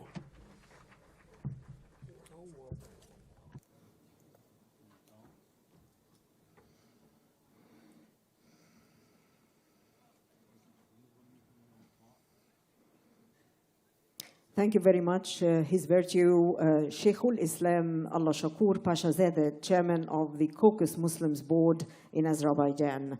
I now invite His Excellency Mr. Amr Moussa, former Minister of Foreign Affairs of Egypt and the former Secretary General of the League of Arab States, to deliver his statement.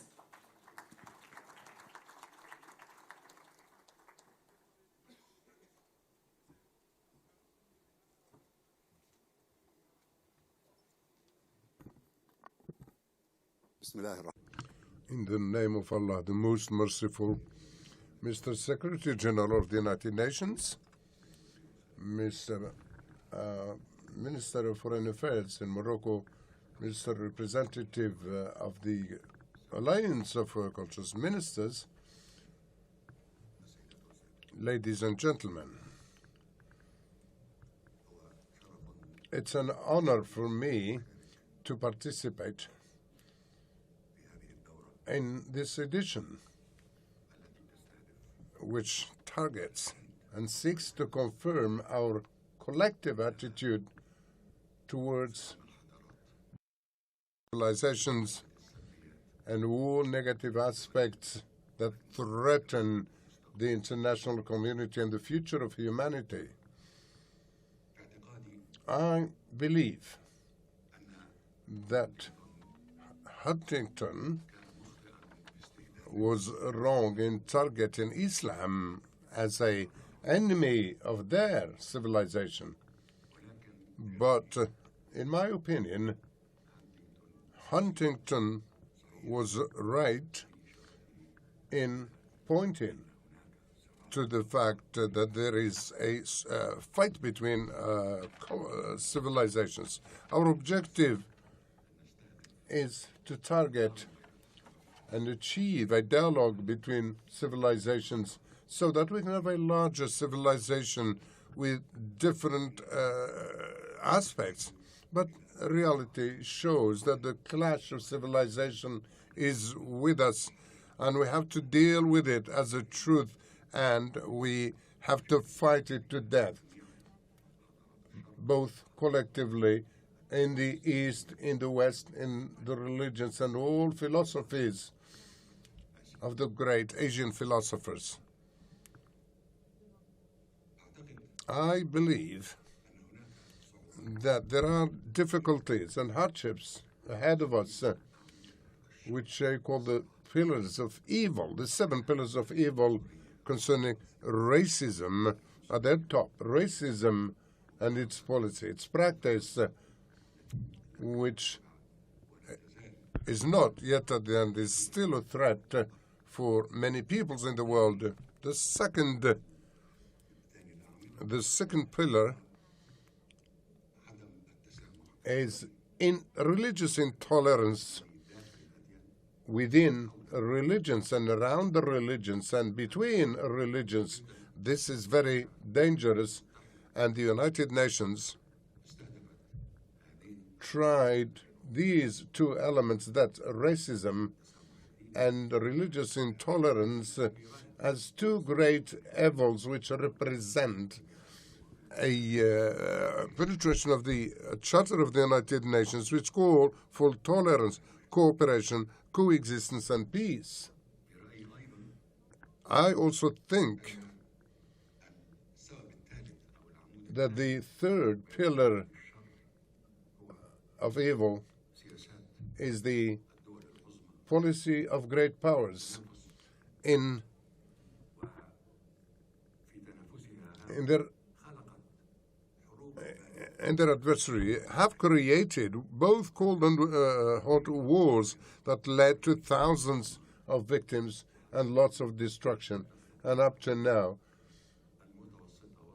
small nations cannot solve their own problems if they have recourse to the Security Council because of this fight between great powers, which led, as we have seen during the era of COVID-19 and also to the climate change and the problems it causes. This is still an obstacle for the work of the people and organizations and the United Nations to combat these evils. In fact, there are two more important elements mentioned by the Secretary General António Guterres as two great evils that need to be considered as a threat to peace, international peace and security. That is the climate change, the change in the climate as well as disease. These are two evils that we need to pay attention to because they are the main challenge next to the civilizational, political, and economic challenges. And all this is a challenge that the general representative of the dialogue of civilization should keep in mind and integrate it in his agenda. Of course, we cannot accept extremism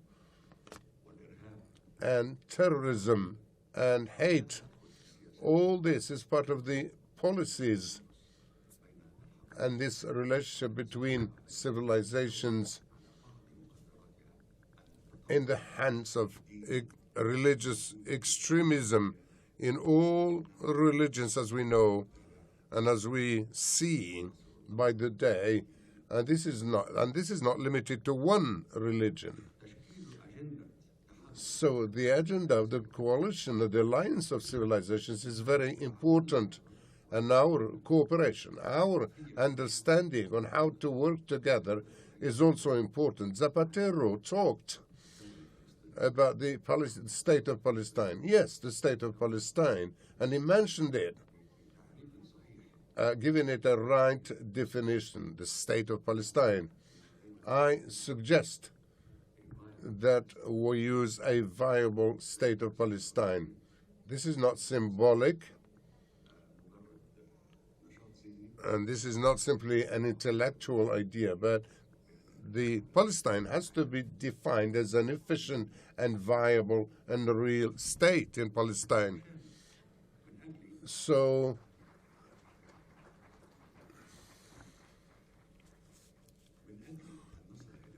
in order to get there, I believe that it is necessary to cooperate, to work together, all institutions, all religions, so as to establish this state. And I believe it's not only up to the Arabs or the Muslims or to the churches to work on this. We need to call the force of peace in Israel to join us to work towards Palestine that is efficient, and that can coexist with Palestine, and Israel can coexist with it in the future for the benefit of peace in the Middle East, which is an essential part of world peace. At the end, I would like to salute my friend Moratinos for his insistence for great work. I am part of this work because I'm the president of the consultative council of this program, and we work together. There's a long way ahead of us, a painful way, but we always need to work in order to achieve our goal, that of achieving peace based on conviction and based on the fact that we, all of us, are in the same boat. If it sinks, we all sink. But I believe that thank you very much.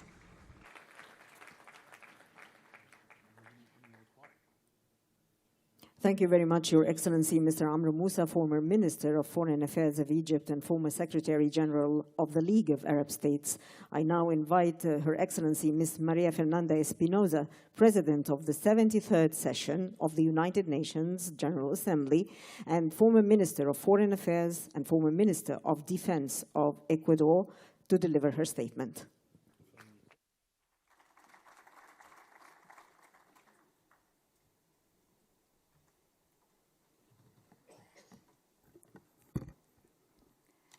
Monsieur le Conseiller Royal, Monsieur le...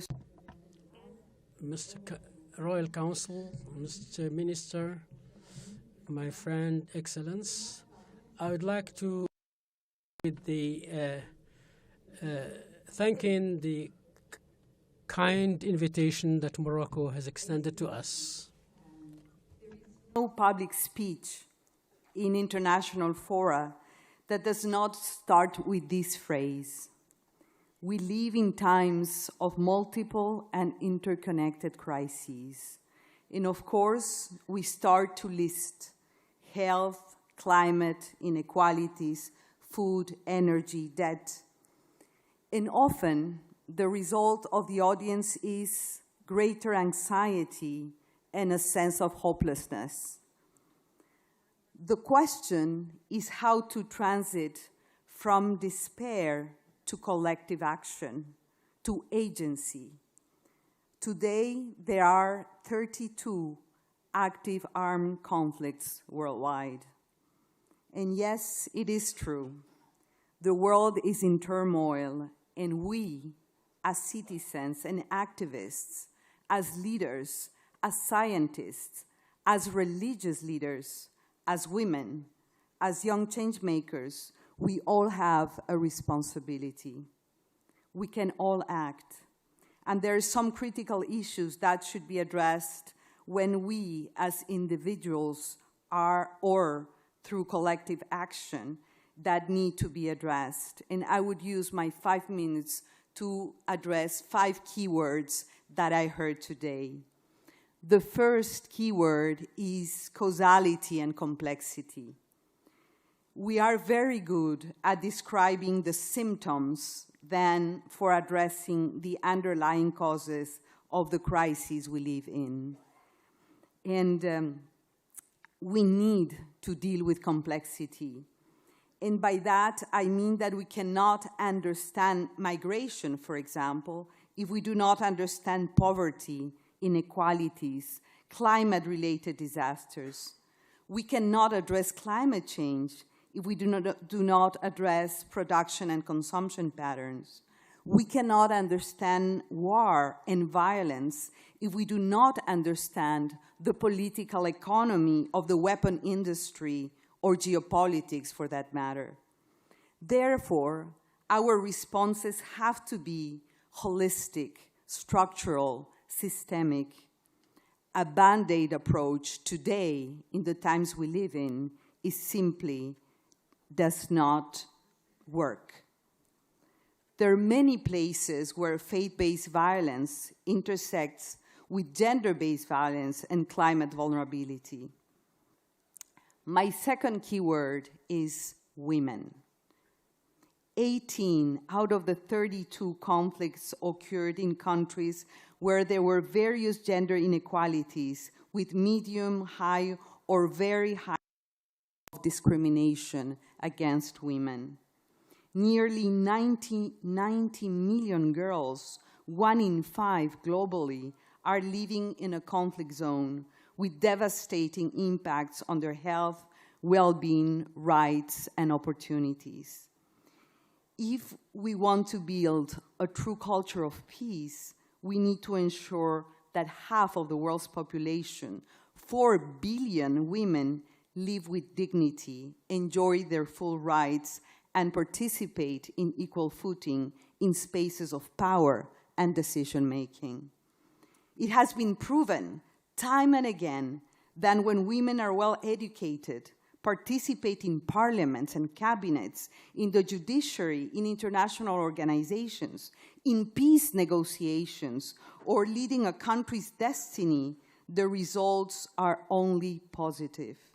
It is not only about numbers, about the arithmetics, it is about quality. A culture of peace, a civilizational shift, can only happen with gender equality and women's rights. The third keyword, climate, which is more a shorthand to say the environment. According to UNHCR, 95% of all conflict displacement in the past 2 years occurred in countries vulnerable or highly vulnerable to climate change. Climate change is just a symptom of unsustainable economies, of the war we have declared against nature. Every religion, every faith, in different ways, prescribes respect and love for Mother Earth. A reconciliation with nature may be a common cause for interreligious dialogue and the source of true and sustained peace. Keyword number 4, trust. We certainly need more and better diplomacy, more and better multilateral solutions. Diplomacy is not about speaking among the ones that think alike, but on the contrary, diplomacy is the art of dealing with dissent. It is about bridging differences for the common good. It is about celebrating diversity, building unity in diversity. Trust between citizens and governments, between institutions and people, trust between people of different cultures, faiths, ethnicities. It is about peaceful coexistence. The UN Alliance of Civilizations has certainly a key role in strengthening a diplomacy for peace, as other important initiatives, like the very Nizami Ganjavi International Center that I'm a proud member of. And the last keywords, governance and institutions that can deliver. We need creative and responsible bureaucracies, even if it seems an oxymoron. And we need institutions that are fit for purpose, that are well equipped to respond to multiple scenarios, including emergencies. In today's world, emergency mode has become a new normal. And we need to establish the institutional mechanisms, the financial certainty, and the human intelligence to govern in emergency mode at all times and scales. And that includes, of course, multilateral institutions, our United Nations. I strongly believe that we are living times of a profound breakdown, and this calls for a profound transformation, a new era that requires a new social contract or contracts built in trust to live together as one humanity. And we need, again, unity in diversity. This call for a new social contract has also become a mantra in international fora.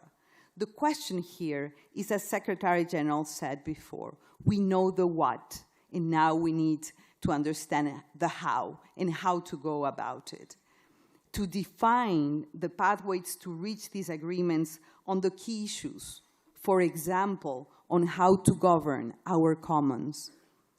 And globally, we have the platforms, we have the opportunities to make it happen. The opportunity, for example, of the 2024 Summit of the Future. We need to make that summit count. Avoid a summit fatigue. Reestablish the meaning and power of a summit.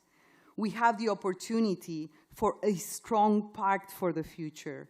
There are hundreds of organizations of civil society, the private sector, youth organizations, including interreligious and interfaith organizations working towards that end. The worst that can happen, dear friends, excellencies, is indifference. And we are here because we care. At the end of the day, the only thing that will save us is love. Radical love for humankind and for nature. And the category of love, even with different manifestations, is universal. It is a cross-faith, cross-civilizational category. The role of the UN Alliance of Civilization is to become a vehicle, a bridge for peace and radical love. I thank you.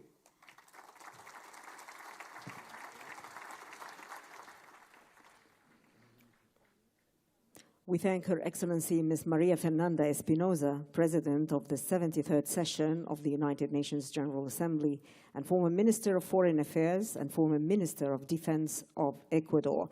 I now invite Her Royal Highness, Princess Rimadi, President of the Anna Lindh Foundation, to deliver her statement.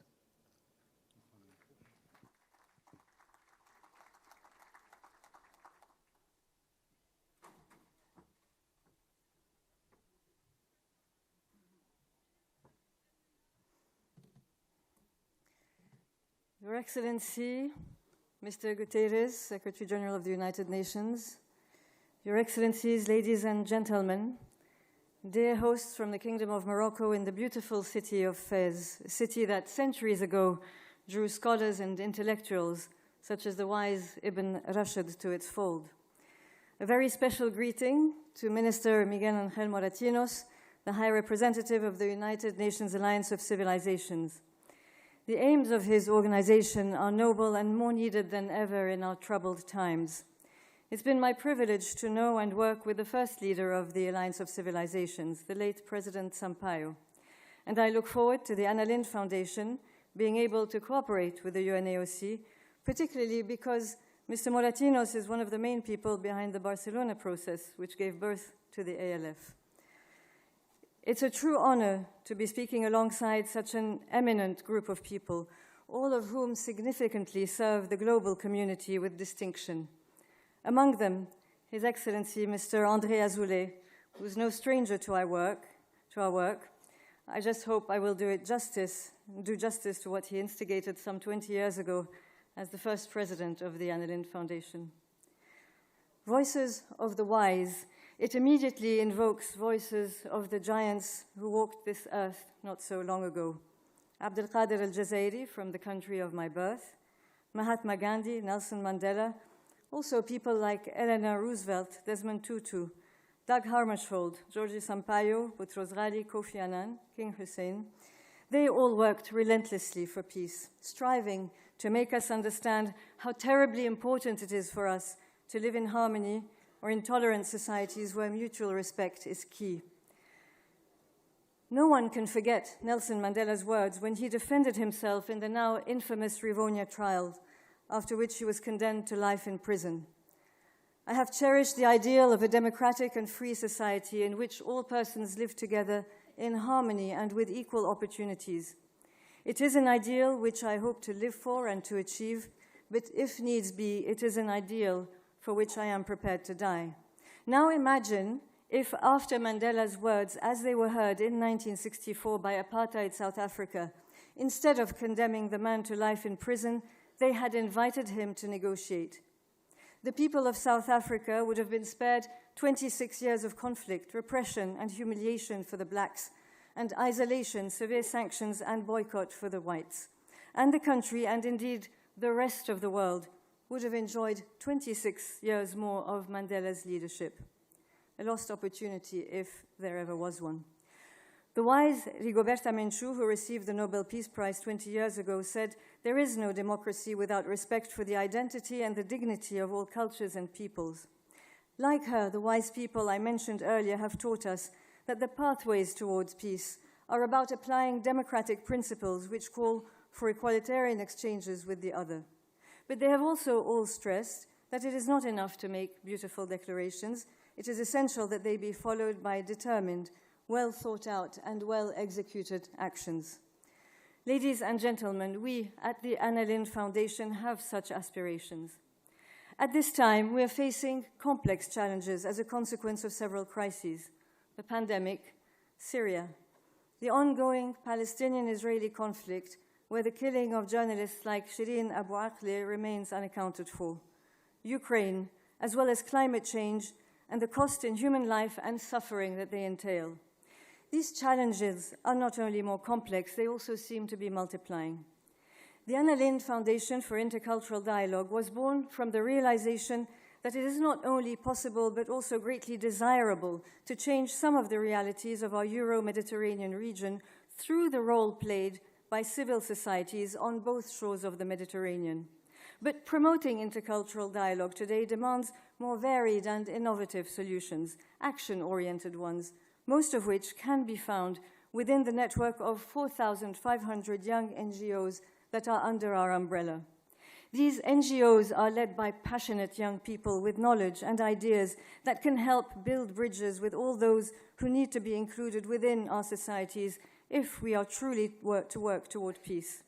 With our support for concrete actions to promote dialogue through culture, media, and education, they're helping the most vulnerable within our societies find a place and thrive.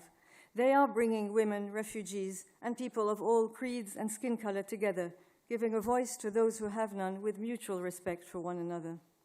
Only earlier this month at the COP27, a young Egyptian from our network told us how he's been mediating between local authorities in Alexandria and fishermen there who are struggling with the economic effects of sea pollution on their livelihoods and their displacement as a result.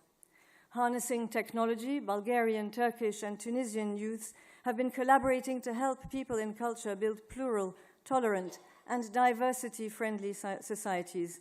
Their project, called The Flying Classroom, developed a series of lessons on topics like craft, cuisine, music, history, and traditions in the form of a virtual encyclopedia. I have great faith that this vibrant youth that is, for the most part, convinced that we need to see a convergence of cultures will prevail. In fact, the work that the ALF does through them and through promoting their voices has the power to reverse some of the recent radical and extremist tendencies we're witnessing on both shores of the Mediterranean to create new realities within our Euro-Med region. It is a soft power that one cannot underestimate. But the work we do will not amount to much concretely unless these young people are given the proper means to carry them out materially, or unless mobility levels that existed even before the pandemic are raised. In each of our countries around the Mediterranean, there is a rich diversity which, through the long history of the region, has been a source of conflict at times and a source of progress at other times. Today, there's no lack of initiatives to put an end to what causes conflict. Just a few years ago, in this city of Fez, hosted the 6th Arab European Youth Forum dedicated to overcoming hate speech and extremism together.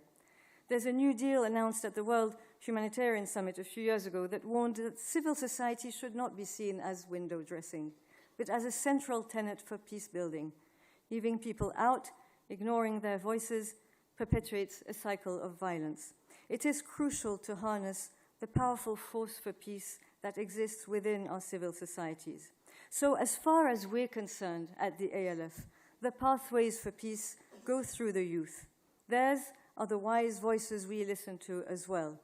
They're the human intelligence Mr. Moratinos referred to, in which we invest. They help different segments of our society connect to the institutions that govern us, as well as to one another within the society at large, of whom young people constitute a majority in many of the countries in our southern region. All that they ask for is an enabling environment and a seat at the table. Use us, use them. Let's remember that injustice, like hate speech and extremist ideologies, also creates despair and instability. Let's remember what happens when voices ignored, like Mandela's in 1964, create lost opportunities for all. Let's also remember it costs much more to go to war than to educate, and that with the right support, culture can be a great support to diplomacy in achieving peace. And since we are in Fez, let's remember the rules elaborated by another wise person who studied here, the Andalusian thinker Ibn Rushd, for a dialogue between cultures. It is only by understanding the other within their reference system that we can achieve a crucial, reciprocal, and profound understanding.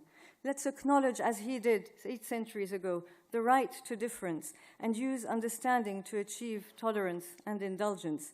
And maybe then the two shores of the Mediterranean would be the two banks of one river, becoming itself a pathway for peace. Thank you.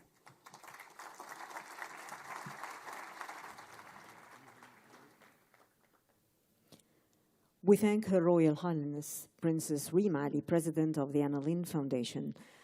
And now this is the time for our last speaker for this session, His Excellency Mr. Mladen Ivanic, former President of Bosnia and Herzegovina.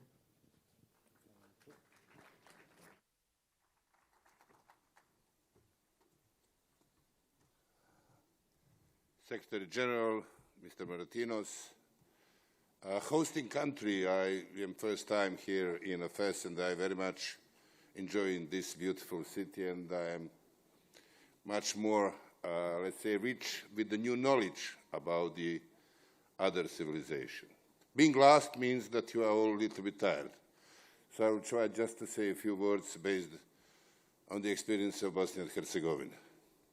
You know that Bosnia and Herzegovina had a very brutal internal war where Catholics, Orthodox, Muslims were against each other for 4 years. More than half of the population was displaced, more than 100,000 people were killed, and finally, last 20 years, we are not in the headlines. How it happened that after this, we live in a relatively peaceful situation. I, being involved in all these things in the last 25 years, can say that I have some experiences. First reason for that was that the big powers were together. I think that this is the last time when Russia, United States, European Union, supported by Serbia, Croatia, and Turkey, had a common view on that problem. And they worked together. And that's the reason why this agreement was implemented relatively quickly. So my lesson, at least for me, learned from that is we have to make a pressure on the big powers to be together and to think in the same way. Second lesson is you need also the local players to be interested in the peace and not in the war.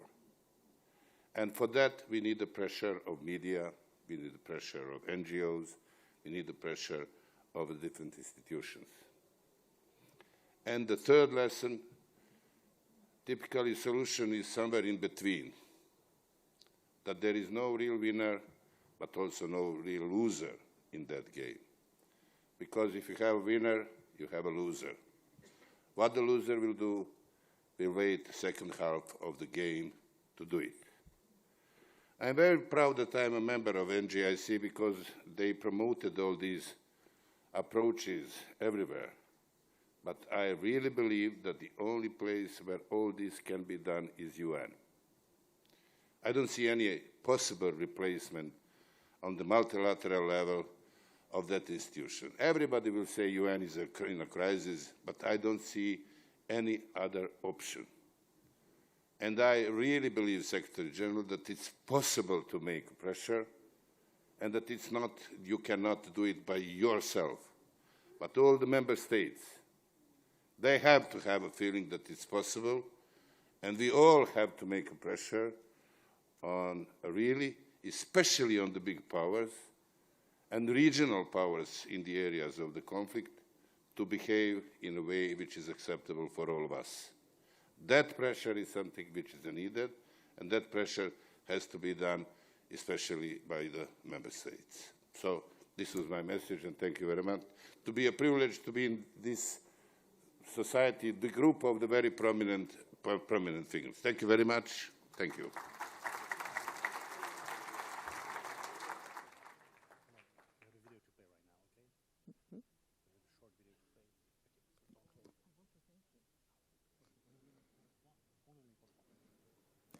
Thank you very much, Your Excellency, Mr. Mladen Ivanic, former President of Bosnia and Herzegovina.